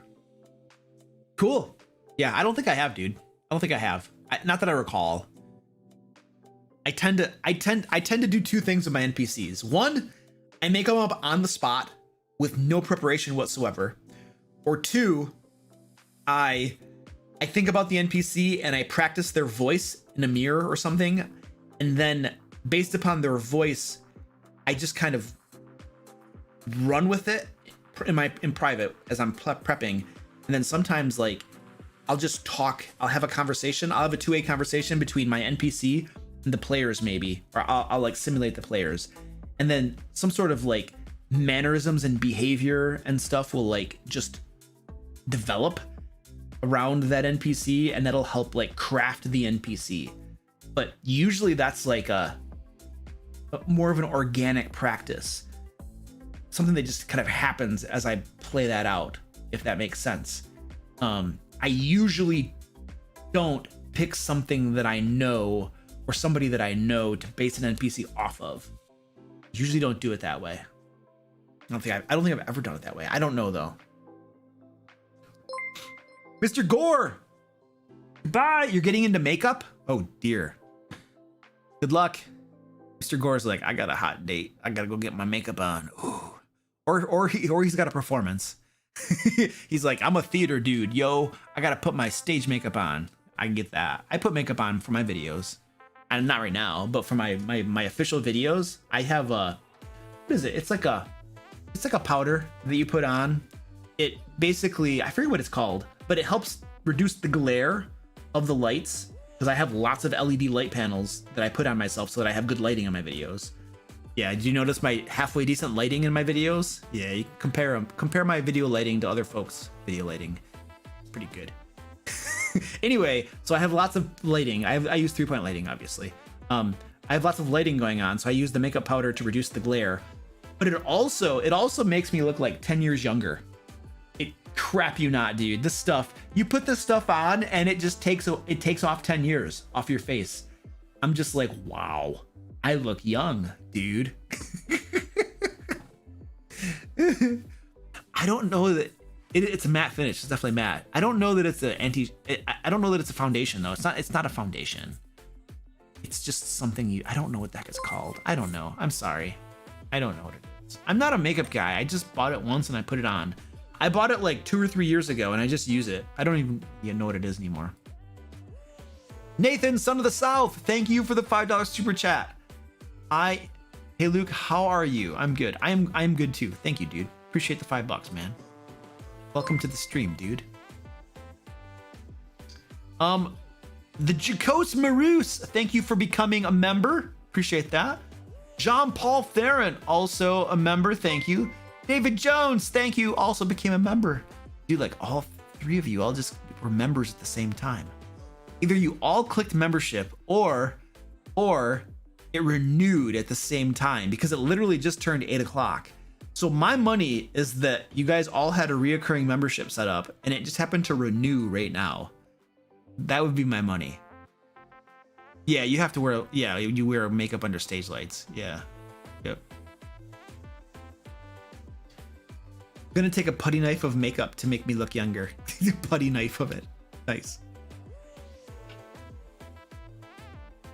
You stopped getting carded? Oh, I don't get carded either. I actually did get carded. This was about 3 or 4 weeks ago. My wife and I went out somewhere to eat, and I got carded, and she wanted the waitress wanted to see my identification, but usually I never get carded. Which is startling because how young I look.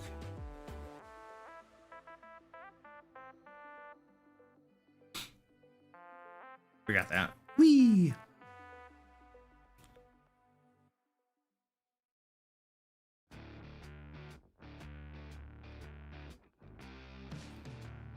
Not a question. Thank you, Luke. Your advice has saved my game and my world from min-max video game mentality. Players also thanks for your gaming supplements. Cool. Well, thank you. I'm happy to hear that. So you must be getting like Lair magazine or something like that. So cool. I'm happy to hear that that's working out for you, dude. Lair magazine is so good. One of my team members likes to send me samples of what other people publish. And every time we look at both of them, we're both just like, yeah, ours is better. Obviously, we're biased. But still. Oh, it's time to do a cat trip. I need more coffee too. Yes, Lair magazine is awesome. It's easy to use too. It's the adventures in Lair magazine are designed and written in a certain way to make it easy to use at the game table, so that the dungeon master can actually reference the material and find what they're looking for when they're running the game. There is a rationale behind how we write things in Lair magazine. There's totally a logic behind it. There are some adventures. There's one of them, especially in one of the published modules, that is so difficult to read and run at the game table. It's just a hot, sloppy mess. Let me show it to you. Let me show you a sloppy mess. Find it. Where is it? I don't know where I put this. Oh, here we go. My bookcase is getting like too small. And I realized that the color of my shirt and shorts is like clashing.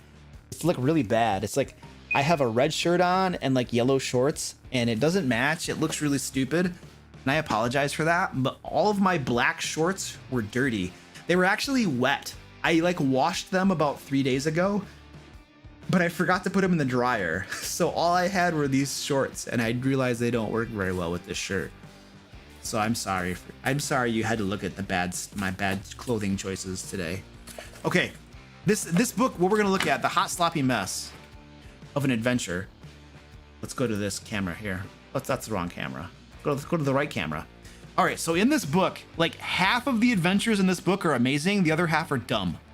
So the one we're gonna look at today is probably one of the worst adventures for me personally that I've ever read.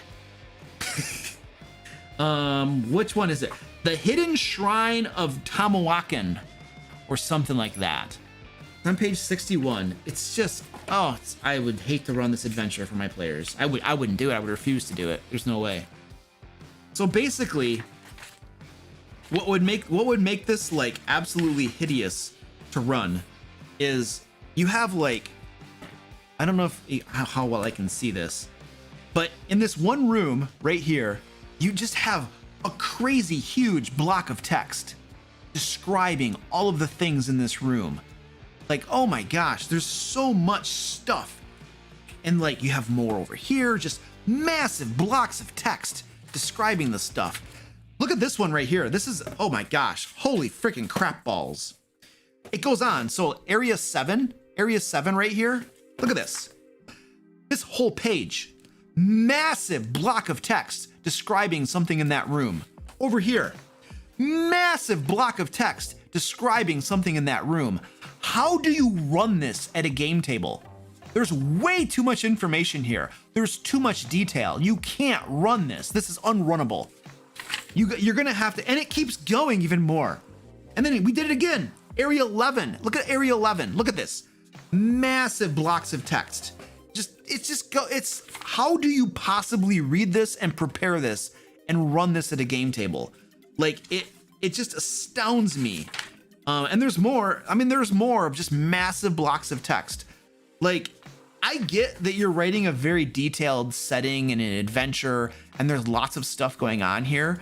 But if there's too much information, I can't run it at the game table. There's too much to absorb and remember and not forget and implement. And what I'm gonna do is I'm gonna throw out 80% of it and not even use it because I can't. It's too much. So this is an example of an adventure that is like unrunnable. Like you got to throw out half of it or more to even be able to use it at the game table. So anyway, thank you.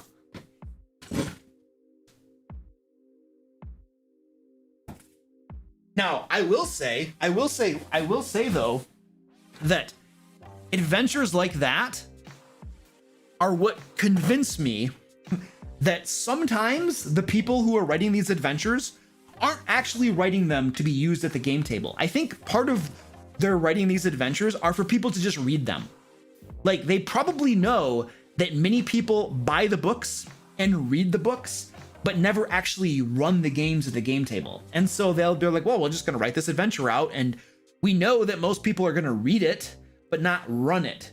And so it makes good reading material. It's excellent reading material. I'm sure it's interesting. I'm sure all the details and stuff make for a very good thing to read, but it doesn't make it for a very good game to run. It's not written to be run at the table. It's written to be read by some passive dude who's just not gonna run the game. But that's not how an adventure should be written. It should be written to be ran at the game table, and it should be made so that you can easily reference it, so you can prep your game quickly. Can you imagine prepping that adventure? How do you prep that adventure? There's like 40 different rooms. It's a non-linear dungeon, and some of the rooms have like an entire page or two of text describing different elements in that room. How do you prep that adventure for your players? It's a nightmare. It's a nightmare. Like these are the things you need to consider when you're writing an adventure. You know, that there were so many oversights in that. It's like, that's not even, no, it's just bad. It's bad for many reasons. Okay, I was gonna do a cat trip and I got distracted. Reed Lewis, thank you for becoming a member. All right, let's do a cat trip and we'll be back.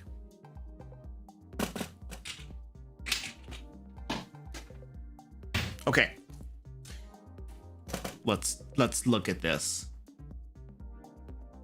Coffee cam. Here we go. All right, so we're doing the cat trip. This is 100% certified cat crack, also known as catnip. Don't report me to YouTube. This is catnip.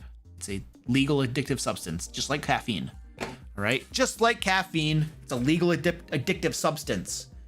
And we are now going to give it to my cats, who are waiting for me. They are waiting. They're like, Luke, come on. All right, hold on. Hold on. I have, oh, here they come. I have the happy carrot and the banana. This banana has seen better days. This thing has gotten the crap chewed out of it. The happy carrot, well, he's kind of drooping. He's probably not as happy as he used to be. He's getting a little tarnished. He's got like cat juices that have saturated him multiple times. So he's not quite as happy as he once was.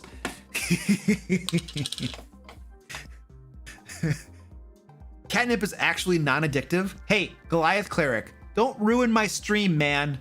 Come on, trying to enjoy myself here, and you're pooping on my parade, man. All right, here we go. You guys ready? Wee-wee. All right, here's the happy carrot.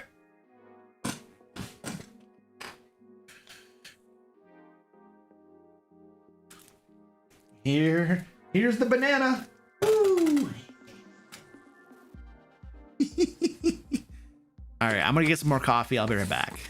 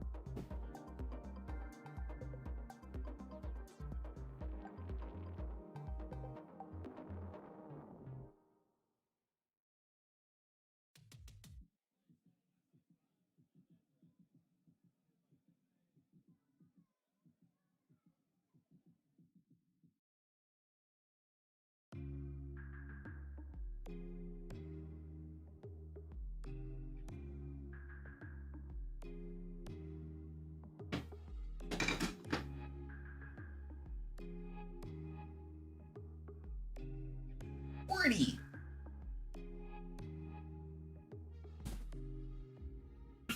All right. Has everybody behaved? Wait, Danny is leaving? No! Danny! I'm gonna eat my last cookie.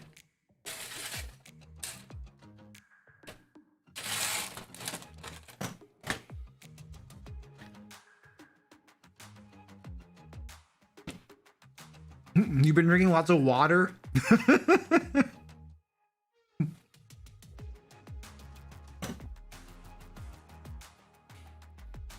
My cats are enjoying their catnip. There goes Squeaky.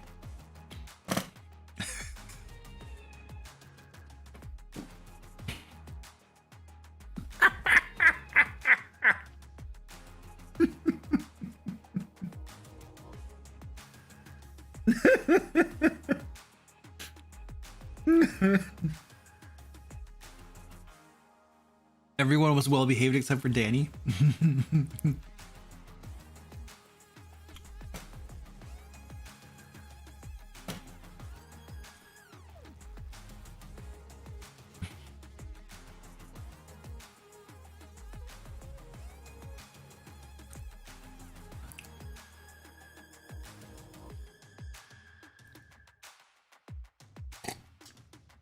Okay, Corbin. That's a good question. Okay, I'll hit that one. Okay, so the question is, how do you prepare for running cities in your games? So to answer that question, I'm gonna literally show you how I prepared to run a city in one of my games. This is from my Ancient Dragon game, but there aren't really any spoilers, probably. Okay, so I use OneNote for almost everything, for notes and stuff. So I had my Ancient Dragon group was going to and so to prepare for them going to I got some basic information about itself, which is a country essentially. So basic information about that, and then they were going to the capital city, which is Athkatla. So that's where they were actually going to be. That's the city that I needed to run for them. And so I needed some basic information about Athkatla. And so basically, the first thing I needed to know was some basic, oops, it's too small. The districts, the different areas of the city. And so I read online and I got information about the basic districts. If this helps me to know where different things are, where the laborers are, where the poor people are, you know, where like new money is, where the graveyard is, where you're gonna find mercenaries and adventurers. All of these different things here help me to run that city. If people want to go do X, Y, and Z, I have information about where that would be located. Obviously, I have a map as well that I use. I have some basic information about what you're gonna find in the city when you go there, things about laws, and then I have a link to the wiki for it, which gives me a whole bunch of information too. Things that I used especially were information about the Cowled Wizards. Different NPCs and groups in the city were important for me to prepare. So I wanted to know about the Cowled Wizards and what their purpose was, and I wanted to know about the leadership. In particular, there are 5 families that rule the city essentially, and so I wanted to know about those. They're called the Council of 5. I figured that those would probably be, so I want to know some stuff about the government, the rulership of the city, the laws of the city, and when I was looking at the districts, I want to know where basic things are located, so when the players want to go a certain place. And once I have that information, and then I want to have a map, and I probably used a variation of this map that told me like where the different districts are. Once I had that information, that's all I really needed to be able to run the game, because all of the details I'm going to make up on the spot. My players went to one of the districts and they wanted to buy some clothing. They went to a jewel maker. I forget why they even went there, but all of these little like shops they went to and the NPCs that they interacted with, I made all that up on the spot. I don't need to have that detailed information planned out. It's like I just need for a city the big picture, the framework. What's the big solid columns that hold this city up? And then all the little details about the shops and the NPCs and the names and stuff, I make that up on the fly. Just make it up. There you go. And I make up a voice. And there you go. You got this shopkeeper. He's a jewel maker. You give him a voice. I give him mannerisms and stuff like that. Oh, the players liked him. Cool. And then they went to a seamstress to get some clothing made. And I played her like a snotty person, you know, and they didn't like her at all. And they want to go back to her shop and burn the shop down, basically. So, but those details I make up on the fly. So yeah, that's really all I need. That's what I do when I'm planning to run a city. If they're just going to be there for a little tiny bit, that's all I need, the framework. Why am I going to need any more details than that? Anything that they ask, anything that's needed can be made up on the fly, on the spot about that city. Now, if they're going to be in a city for longer than that, like my Waterdeep is the home base of the campaign, then I'm going to have more information about Waterdeep, like a lot more information. So in that case, I have an entire tab here with information about Waterdeep, and you can see there's overviews of Waterdeep. I have random encounters for Waterdeep. I have different groups and factions. I have Force Grey. I have the Harpers. I have law enforcement. I have other information about different people. Hey! In Waterdeep. Places and NPCs. I have different information here. So I have an entire area about Skullport in case they go there. I have information about Xanathar because sometimes things happen with the Xanathar. So I have places of interest. Not a whole lot, apparently. Just one. But anyway, if I'm actually going to run something in an ongoing place like Waterdeep, where they're going to be there a long time, then... And a lot of those things, by the way, all of those things I just showed you, I did not prepare those all in advance before as the campaign was going, as the game was running, things got created or things got researched and they got added in as they were needed. I didn't do that all up front. Those notes and all of that stuff evolved and was created over the course of gameplay as it was needed. And so now I have a lot of stuff I can reference and draw upon. So there's some strategies for you. Where's my thing? What am I looking for? Here we go.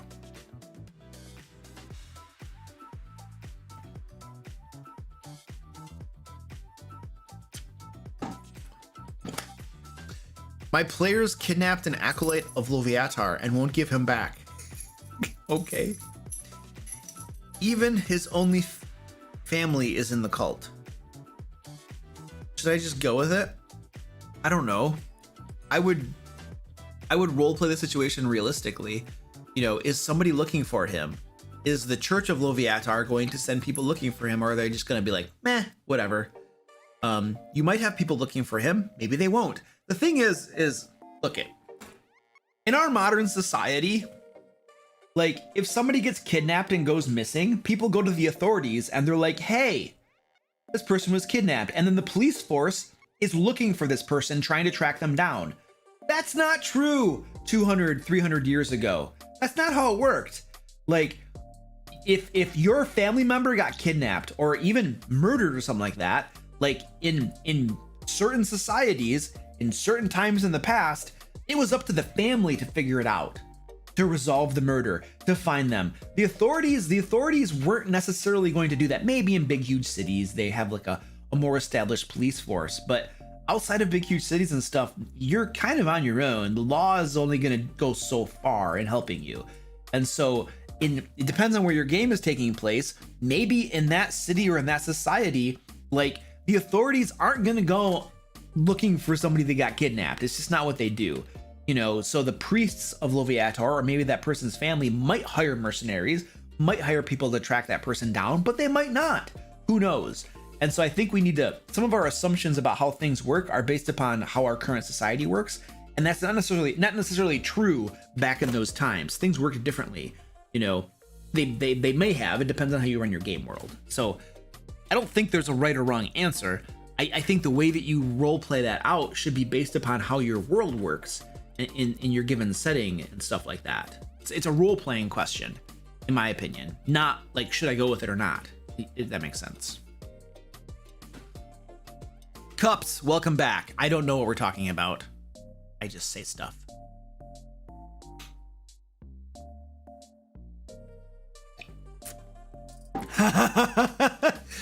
Data says, I feel like I introduced too many factions and storylines in my game. How do I reduce the mental load of my players without making them feel like I'm taking stuff away? Just stop focusing on all of them. So, okay, so you gave them like 10 different things. You were all like, woo! You got all like hopped up on DM juice. And you just were like, yeah, and this, and this, and this, and this, and this, and this. And then your players are like, dude, calm down. Well, then calm down. You know, don't stop focusing on 10 things and just focus on 2 factions and 2 storylines. And that's it. And so you're not taking things away. You just stop talking about them. You stop focusing on them. You put the focus on a couple things so your players can, you know, remain more focused on those things. And if a player asks you about something you had previously mentioned, oh yeah, it's still there, and blah, blah, blah, blah, blah, blah. But you don't need to like draw attention to it. You just kind of quietly ignore it unless it gets brought up. That would be my suggestion. Hopped up on DM juice. Yeah, well, that's what we do, you guys. That's what we do. Sometimes as dungeon masters, we get hopped up on DM juice. We get super, super excited, and we're just like, oh my gosh, yes. Have all of these magic items. This is gonna be amazing. And then later we're just like, that was a bad idea. Why did I do that? It's because we were hopped up on DM juice and we just couldn't help ourselves. And then when we like, you know, when we sobered up, we realized that, hey, that was not the best thing that I could have done there. And then we have to problem solve our own mistakes because we were impulsive and did something. And then we learned, ooh, that didn't work, or that's too much.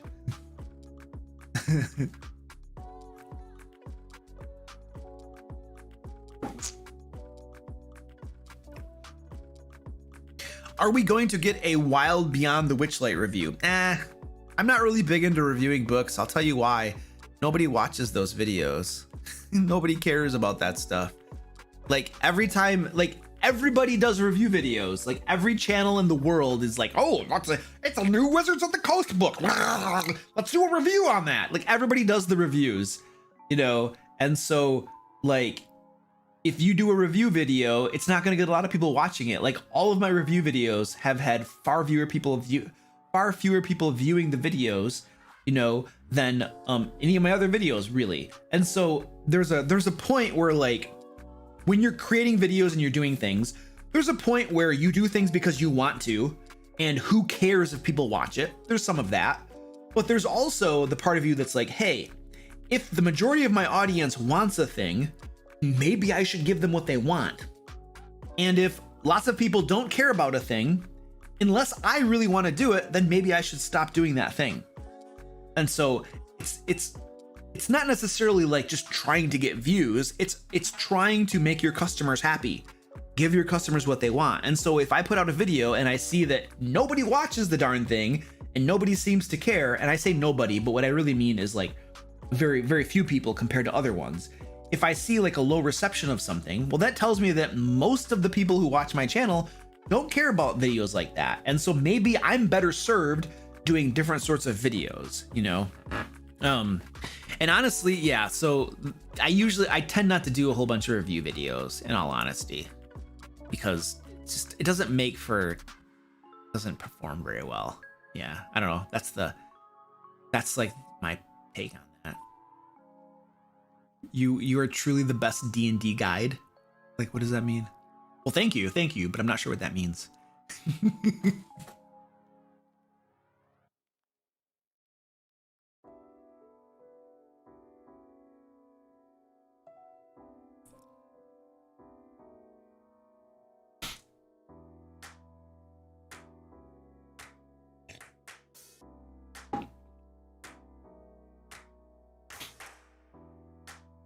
Like giving the barbarian cloak of displacement. Oh yeah. Yeah, when I had, he wasn't a barbarian, he was a paladin. He was like a paladin sorcerer who could cast shield and had a high armor class to begin with.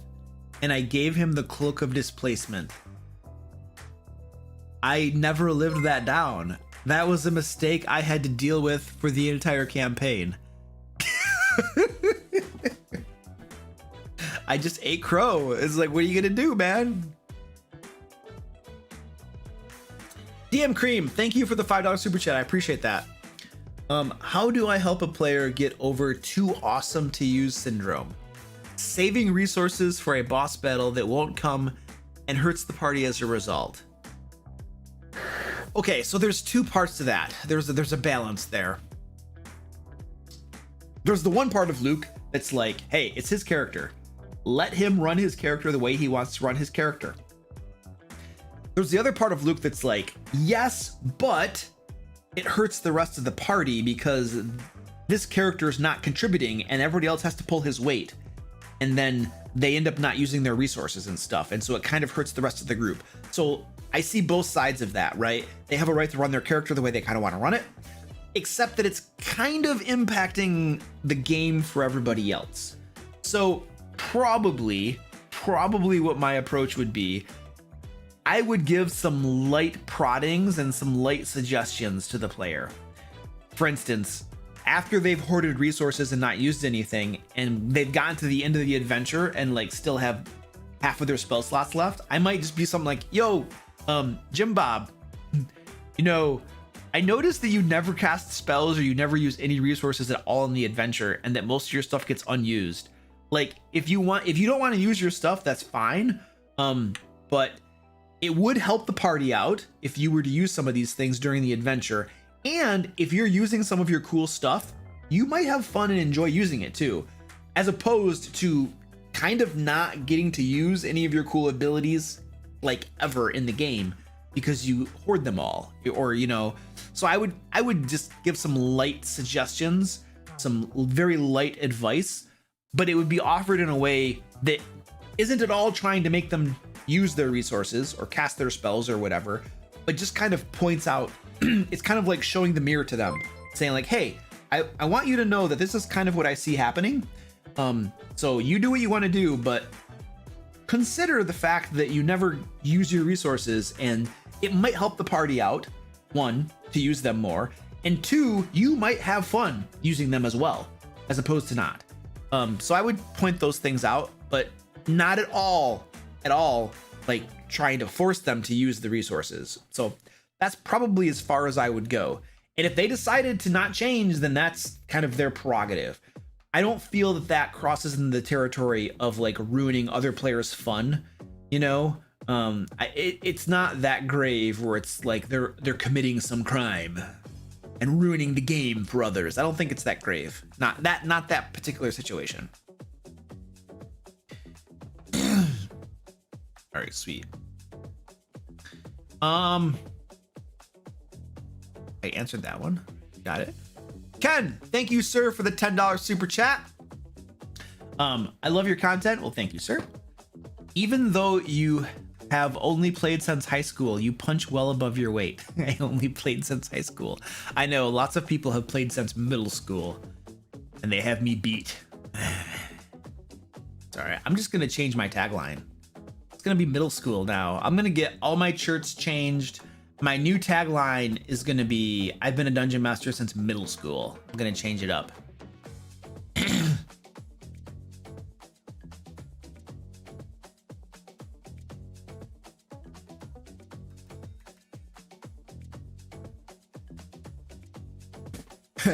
Max Hurst says, hey Luke, I was wondering if your latest video was a spoof on the Dungeon Dudes, was due to their views on min-maxing or their clashing personalities. No, I just picked somebody. I literally was like, hey, I want to start doing spoofs on other people, on other channels. I want to start doing this. I think this would be funny and this would be fun for me. And so then I was like, who should I do first? And I was like, oh, let's just do the Dungeon Dudes. How would I shoot that video? Okay, do I have all the equipment I need? Oh, this is pretty easy. Yeah, side by side, editing it. Oh, yeah. Okay, cool. I literally just picked somebody. There was no like, you know, like, who do I not like? It had nothing to do with that. You know, it was like, who do I want to make? Yeah, it was just like, who should we do? Dungeon dudes. Okay, yeah, let's do one of their videos. Great, awesome. And then do I poke fun at some things? Sure. You know, is there a disproportionate amount of videos that happen to deal with min-maxing? Yeah. Okay, let's poke fun at that. Okay. Are their personalities like very different? Okay. I'm literally doing a spoof video, so I'm gonna mimic their personalities. That's what I'm gonna do. One of them is more serious and tends to look at the camera a lot. I'm gonna exaggerate that, okay? One of them is much more expressive. I'm gonna exaggerate that. And I tried to find clothing that mimicked some of the clothing they tend to wear, at least in the video or two that I watched. You know, I don't watch a lot of people's videos. I just kind of like, ugh. So I keyed in on some things and then I exaggerated. And that's where the humor comes in. It's the exaggeration, you know? So I was just having fun, you know? It wasn't like singling somebody out because I don't like them. It was just, who are we gonna do? Oh, okay, cool.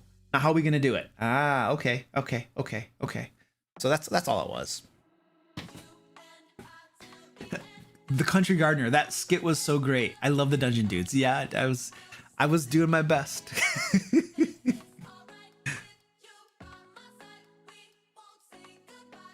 Ed Robinson says, I'm the elder statesman of the DM Lair.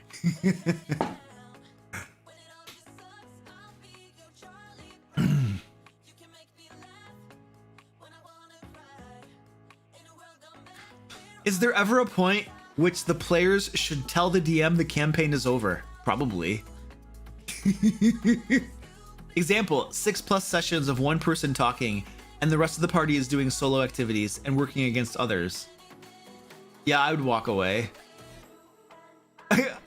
The way you paint it, I would probably be like, hey guys, I don't know what we're doing here, but this is not what I'm looking for. Have fun. I would put it nicely, but I would probably walk away from something like that. So yeah.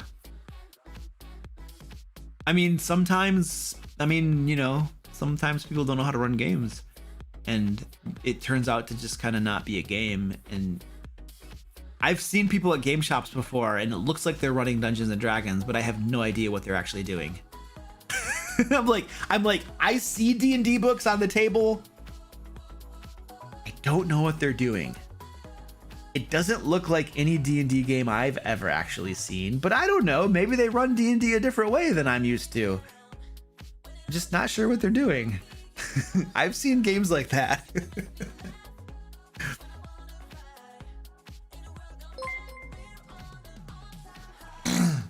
Fry Minis, thank you for the $5 super chat, dude. Hey, Beefcake. What does that mean? What does that mean when you call somebody Beefcake? I'm gonna have to Google that. Beefcake. Somebody just called me Beefcake. An attractive man with well-developed muscles. Look at that.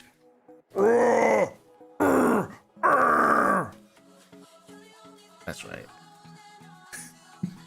Here are the images. Oh, they're like super muscular images too. Check this out.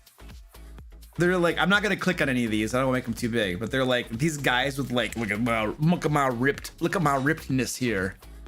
I don't look like that. Trust me. I hope you celebrate Bander Hobtober this month. Shout out to all of my B-hobs. I don't even know what the heck that is. You're gonna make me do another Google search. You've made me do 2 Google searches now.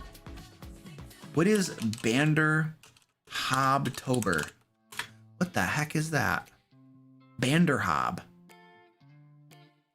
Oh, it's the D&D monster. Oh yeah. These guys are cool. So it must have something to do with these guys. These guys are cool. Bander Hobtober. I'm not familiar with Bander Hobtober. Look, well, we're celebrating it right now. Eee. And thank you for the $5. Dreamcake, thank you for the $5 super chat. Sorry if this was already asked. I'm looking to make a homebrew world campaign. How do I make it professional looking to sell?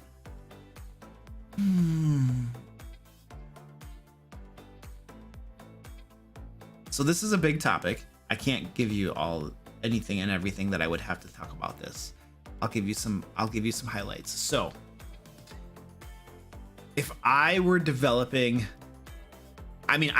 so I do develop things to sell, game products to sell, modules, adventures, stuff like that. So this is the strategy I take. Before I've done any of that, I go to the stuff that's already being published and I say, hey, I need my stuff to look as good as that looks. Just look.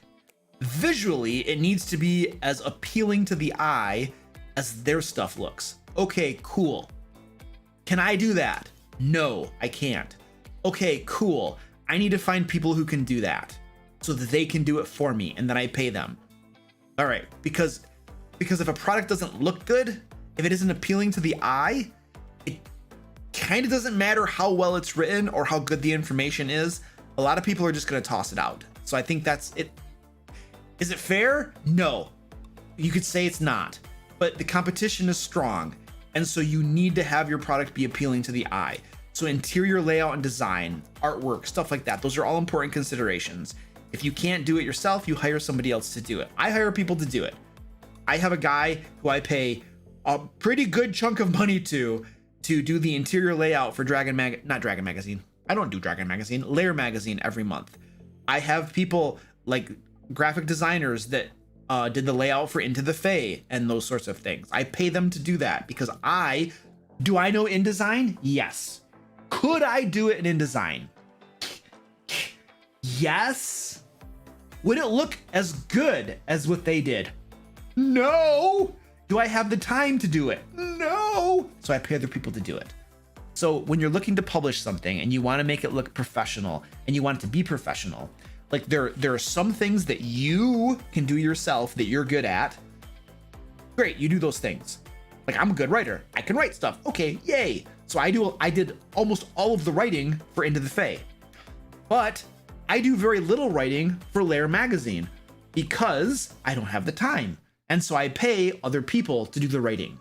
And honestly, I think it works better that way because we get a confluence of creative minds and come up with content that is amazingly creative and awesome, better than I could do myself, because it's just, I only have so much creativity up here. And when you have a bunch of different writers writing stuff, you get I think it's better. I think it's better that way. So that's one thing. Pay other people to do things you're not good at yourself, and your product needs to look good. It also needs to like actually work. Like, okay, so if somebody looks at it and they're like, yeah, this looks good, when they actually start reading it and the content is like subpar and the content isn't good, then that's a problem too. So the actual content needs to be good. And if you're doing a setting, like what are we going to put in the content? What are we going to put in the setting? Well, again, look and see what's already been published out there. What do people usually put in setting books? What kind of information is needed? When you're a dungeon master, when you're looking at a setting book, what do you want in the setting book? And put those things in there. And then you need to make sure that it's well written. It has good information. So if you're not a good writer, and here's the thing, this is the catch-22. Many people think they're good writers, but they're not. And there's some people who think they're bad writers, but they're actually good writers. So it's hard to know if you're a good writer or not, because writers, everybody's like, well, I can write. No, not everybody can write, not at the same level. So the writing needs to be good. So, if you can't write, then you get somebody else to write. You probably need an editor. I have exquisite grammar and writing ability because I have tons of experience doing it. I used to be an English teacher and stuff, so I can do that. But I still pay editors. Even if I write something and I know that it's well written and I've checked the grammar and everything is really good, I still pay editors. I still pay them. For Into the Fae, I had 2 editors. I had either Danny or Penguin Butt was editing stuff, and then I still sent it to a second editor, Laura, who edited everything a second time, because I'm trying to make that quality, right? I'm trying to get it to where it's like top notch, as good as possible, because the competition is very strong. So I don't know. There's a bunch of different things to think about. You're trying to get something to look good and have the content be good. And so there's some thoughts for you. And thank you for the $5 super chat.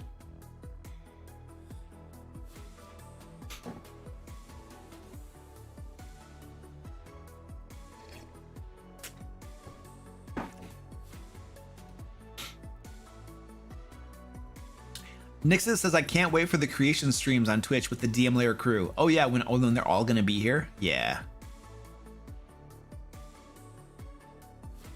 Ken says, to be honest, for what you get, Luke provides a ton of great materials for DMs of all levels. And now that he is planning one-shots with members of This Is Huge. Oh, are you guys talking about the Patreon? Oh yeah. Yeah. Uh-huh. My patrons get so much content.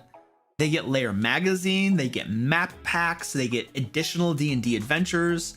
They get tons of great content, and it's well written. It's it's really well produced stuff. It's not garbage. Some people produce stuff. It's not good. Our stuff is really good. Obviously, I'm biased, but it's really good. And I'm now running D&D games for my patrons as well. Every single month, I'm like plugging my Patreon now, but that's fine. Every single month I'm gonna be running a D&D one-shot game, and I will pull the players from my patrons. So every single month, you know, a different set of patrons is gonna get pulled to play in the game with me. I'm running the game, obviously. So yeah, obviously, you know, you're not gonna get picked every month because, you know, it's one game a month, but you know, eventually, hey, you might get to play. And while you're waiting to get into the game, you're getting a whole bunch of DM resources to help you run your own games. Dream Cream, thank you for the $2 super chat. The barbarian is the best boy. He deserves hugs. I really like hugs too. I could just wrap me in a big hug, and I'll squeeze and I'll squeeze and I'll squeeze until your head pops off, and then I'll take your head and I'll hit it into the ground and bury it so hard with one gigantic slam like that.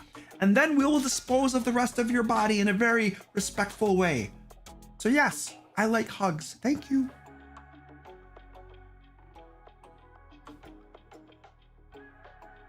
Yes, Penguin Bus says we're very biased, but we're also because we're proud of our work and we want to produce the best we possibly can. Yeah.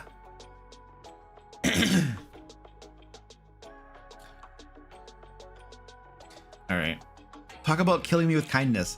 Oh yeah, I love killing things, especially my bestest of friends. I will totally kill you. If you come to LayerCon, I will give you a big hug and slam your face into the ground. And then I'll go to jail, but it'll be worth it. Yeah. By the way, LayerCon, today is the last day to buy tickets for LayerCon. So if you want to come play D&D with folks and hang out with me and stuff, LayerCon, it's the place to be. It's next week, next Friday, Saturday, and Sunday. I'm so looking forward to it. It's gonna be so much fun. What did Amber say? He will name you George. Yes, George. I have a squirrel named George, you guys. I have a squirrel named George. Deanie is loving the vibe. Nice. Thank you. We're awesome. All right, let's see if we got any more stuff going on here. What are the pitfalls of homebrewing? Depends on what you're homebrewing. There are different types of homebrewing. And some homebrewing is more risky than others. If you're homebrewing adventures, the risk is low, because what's the worst that's gonna happen? They're gonna play through an adventure and it might not be that great. Okay, well, you'll learn from that and you'll make your next one better. Okay. Maybe you overbalance some encounters and they almost die. Okay. It's 5th edition. Like, it's really hard to die permanently in 5th edition, so not a whole lot to worry about. Now, so homebrewing adventures, not that big of a deal. Homebrewing a puzzle, not that big of a deal. Those are low risk things that there's absolutely a path to recovery. Now, if you're homebrewing something like a class, that's a lot more risky. That's a whole lot more risky to homebrew a class, because once they've decided to be that class, it's not going away anytime soon. You got to live with it. Now, you might say, hey, this is a beta. We're going to test it and make tweaks to it as we go. That's fair. But players will still feel like it's being nerfed when you discover that it's way too powerful. Or if you don't have the, wherewithal to actually make changes to it and nerf it when it needs to be nerfed, then you end up with a class that's way more powerful. Classes persist throughout a lot of the game. And so there's more risk to homebrewing something like a class. If you're homebrewing a spell, that's going to persist throughout the entire game. So there's more risk to homebrewing that sort of thing. So certain homebrewing is more risky than others, is what I would say. The things that we generally produce, for instance, in Lair magazine, that sort of homebrew is much more low risk because it gets used once or twice and then it kind of goes out of the game. Now, we do produce spells and magic items. Those are more risky because those are going to persist longer. But spells and magic items are probably less impactful to the game, mostly, depending, of course, than something like a class, I would say. So there are different levels of homebrewing and different pitfalls associated with them. The biggest pitfall of homebrewing is not understanding like the game rules well enough and then homebrewing something that doesn't work for different reasons and you not being aware of it, and then it ends up breaking the game or throwing the game off and stuff, and then you don't know how to fix it because you just don't know how the rules work well enough. And you know, it's like you know, you're not a mechanic and you started tinkering with your engine in your car. You have no idea what you're doing. There was a funny noise, and so you just started doing stuff. But you don't know how to fix a car, and you end up breaking it worse. And it didn't, like I remember once when I was in high school, my dad, he was doing something to our furnace, and he noticed that there was a belt. Now my dad is a mechanic. My dad was a car mechanic, okay? And so in cars, I guess, you know, a loose belt is not a good thing. You don't want your belts being loose, I think. So he was doing something with our furnace and he noticed that one of the belts was loose. And he's like, huh, that's not good. I need to tighten that belt up. And so he tightened that belt up. Well, guess what? It turned out that that belt should have been loose like that. It was supposed to be loose. And he ended up breaking the furnace and the furnace wouldn't work. And then the repair person came to like fix the furnace, and he's like, hey, this furnace is not safe. I cannot repair this furnace because I would be putting this furnace into operation and it could potentially catch your house on fire. So like, I'm not touching this. You need a new furnace. Like, I think the furnace was so old that there was parts of it that were, the metal was like rusting away or something and exposing certain things. I don't remember the details, but it was like unsafe. And so he wouldn't fix it. And so like, we had no heat in our house for like, I don't know. And it was winter and stuff. And so then my dad, we had a kerosene furnace that he would use out in the garage. What he did is he, in the shell of the normal furnace in the house that runs on like, you know, normal natural gas, in the shell inside of it, he emptied it out, took the kerosene furnace from the garage, put it inside the house furnace, and then ran the kerosene furnace in there and circulated that through the house so that we would have heat. Okay, so all of that resulted from him tinkering around with something in the furnace that he didn't know anything about. And he made the whole thing worse because he shouldn't have been screwing around with that belt when you don't know how to fix furnaces. Okay, so that was my story illustration for how homebrewing stuff, you could break things. It could happen. Not saying don't do it. I'm just saying be aware that if you don't know what you're doing, you could have unexpected consequences that you might have to fix later.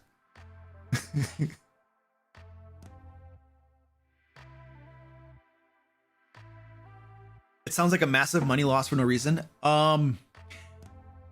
If you're talking about the furnace, it might have been good though, because it sounded like the furnace was so old and unsafe that if it had continued running, it could have caused a fire or something. I don't know. But it was crazy. It was this crazy chain of events. And the next thing you know, there's like a kerosene furnace in the shell. It was totally like the do-it-yourself fix job. At least you're alive. I know. Oh. It's the you tried to fix it first fee plus $75. Yeah, you know, there's a saying out there that has so much validity. If it's not broke, don't fix it. If it's not broken, don't fix it. Don't fix it.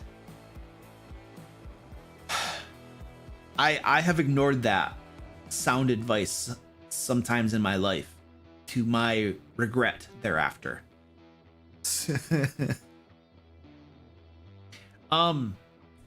Caillou Death Dragon, thank you for the $5 super chat.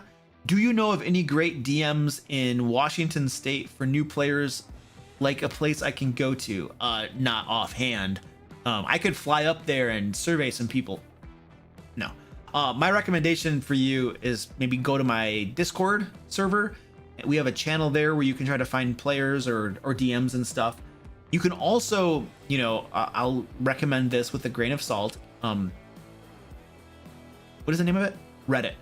Reddit has an LFG subreddit where you can find people to play in games. You can find online games and you can find in-person games, and you can post that you're looking for a dungeon master in your specific area and maybe get somebody, you know. But it's Reddit, you know, and the community there is probably not usually the most nicest in the world. So just, you know, take that with the, you know, walk into it with your eyes open sort of thing. I swear, sometimes there are some places on Reddit I haven't been to Reddit in a long time. I gave up on that stuff. There are some places in there where it's like, let's just see how despicable human beings we could possibly be in the pursuit of karma. Like, it's so ironic. It's like, how mean can I be to people, and how unwelcoming and nasty can I be, and, you know, talk down to them and make them belittle them and make them feel unimportant in the pursuit of karma. It's such a, it's so like, what is the word for it? Toxic. Yeah. It's just so like everybody,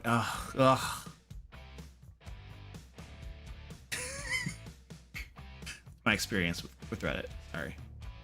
Not all subreddits are like that, but too often, I think there are gatekeepers out there. So you'll post something, and then there are gatekeepers who will just be, they'll literally just sort by new, and they'll see if you're worthy of posting there. And if they don't think they like you, they like say something very negative, and then like everybody piles onto them too. So I don't know. I think they're going for karma or something. I don't even know what they get from karma, but there are people that are like, look at all my karma. I don't know. Fry Minis, thank you for the $5 super chat. What do you do if your DM spends 90 minutes vigorously role-playing a love scene between two NPCs every week? And what if that DM is the dungeon coach? Tell him to stop. Tell him to stop. Hey. We don't need that. We don't need that. I don't think the dungeon coach is doing that, though. Be like, hey, it's not appropriate. Go take this somewhere else. We don't want to see that. That's what you do. Oh, I have a better answer. Time out!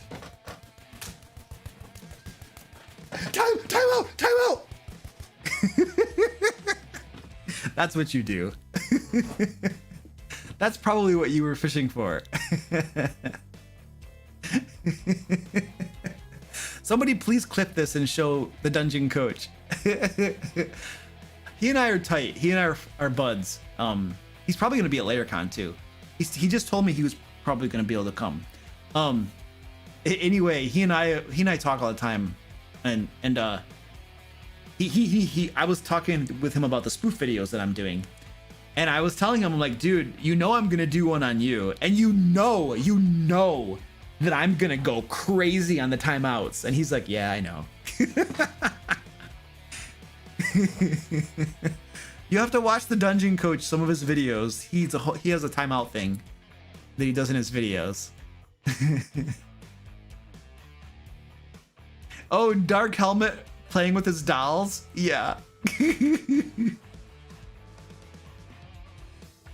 Ugh. Okay. Minotaur of Malice, thank you for the $9.99 super chat. I appreciate that. Have you used the inspiration cards from Roll20 before? Nope, I don't even know what those are. More of a recommendation conversation point. Okay, well, thank you. I will someday I might have time to go look at that and see what that is, but I appreciate the idea. I don't even know what those are.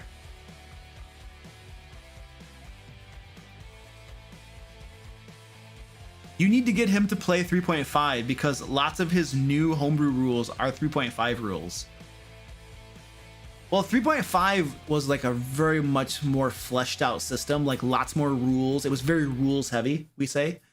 And so if he's homebrewing a lot of rules, he's going toward the rules heavy way of doing things, you know. Which would definitely make it feel like 3.5 because that's how that system was. It was very rules heavy.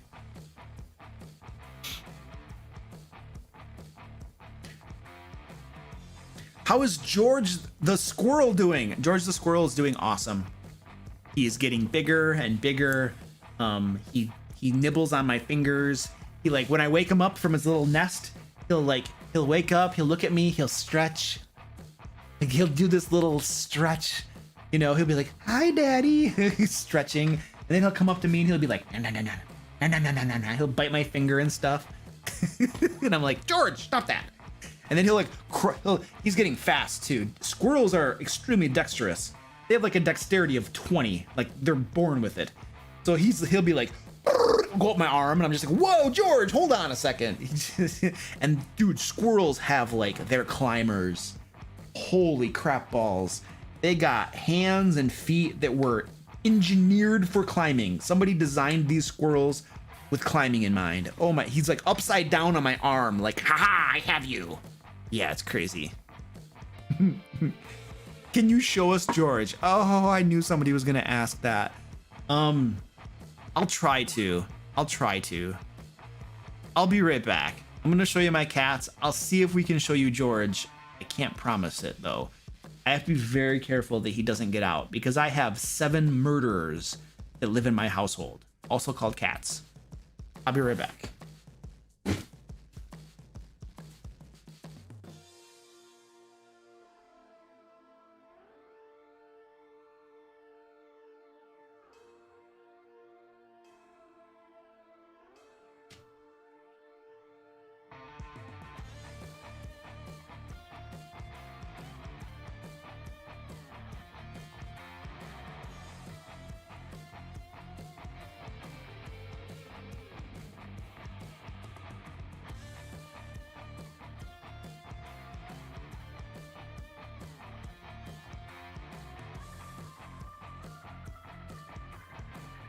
All right, I'm gonna try to get this situated here. Georgie, wow.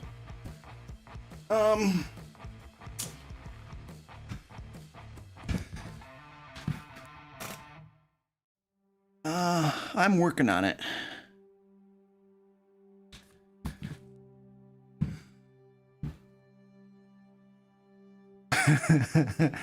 His house is getting bigger and bigger.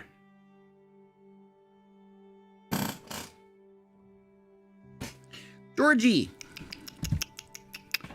Georgie.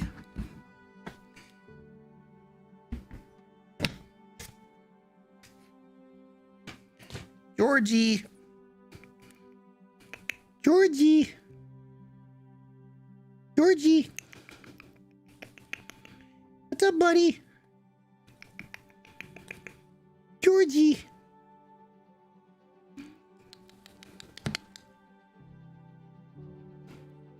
Come here, Georgie. Come here, Georgie. Georgie. He's hiding. Come here, Georgie. What's up, buddy? He's biting me. Georgie. Ow. Georgie. Georgie. There's his stretch. Georgie.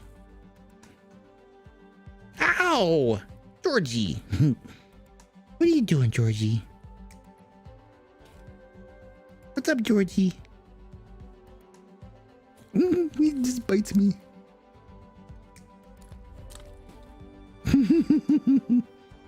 Quit biting me.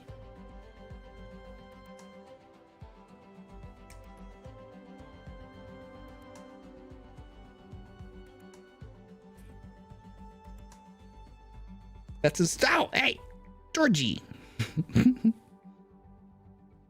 He wants food. He's just nibbling. He's nibbling on me. That's a stretch right there. What's up, Georgie? What's up, Georgie? How's Georgie doing? He's Georgie. Oh, Georgie. All right, that's Georgie. See? He's adorable. He's hiding though.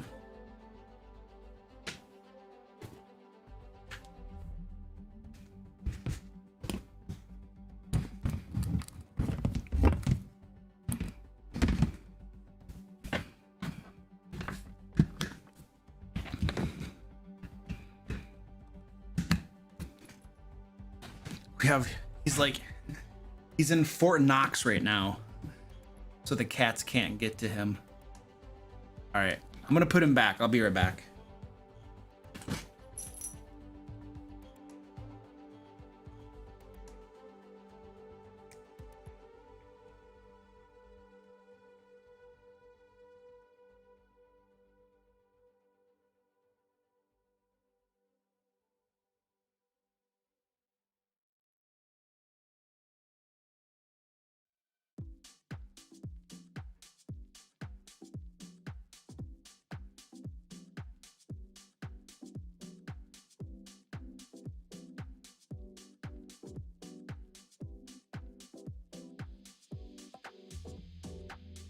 Oh, so our squirrel resulted because my wife was going to work one day and she saw this little tiny wrinkly animal like in our driveway. Didn't know what it was. She thought it was dead and she went to pick it up and it was alive and moving. And so she brought it into me in the morning and was like, look. And we didn't know what it was, all wrinkly and stuff, eyes are closed and stuff. And so we started taking care of it, and now we have George. So that's the story. And now obviously he's very adorable. He's very adorable. He always nibbles on my fingers. He's like, nah, nah, nah, nah, nah, nah. He's like testing me out to see if I'm good food or not, or it's like a love nip. I don't know. So all right, ladies and gentlemen, we are done. That is it for the live stream tonight. Thank you for hanging out. I usually do a live stream almost every week. Usually, sometimes we're on Twitch. Sometimes we come here on YouTube. So I'll see you next time. There might be a link to my Twitch channel so you can follow me there, just because we don't always do it on YouTube. Sometimes we're on Twitch for it. And remember, LairCon, if you want to come, today's the last day to get your tickets. So jump in on that stuff. And that's it. I'm done going to bed and stuff. So thank you for hanging out. It's been lots of fun. I'll see you all next time. Bye. Bye.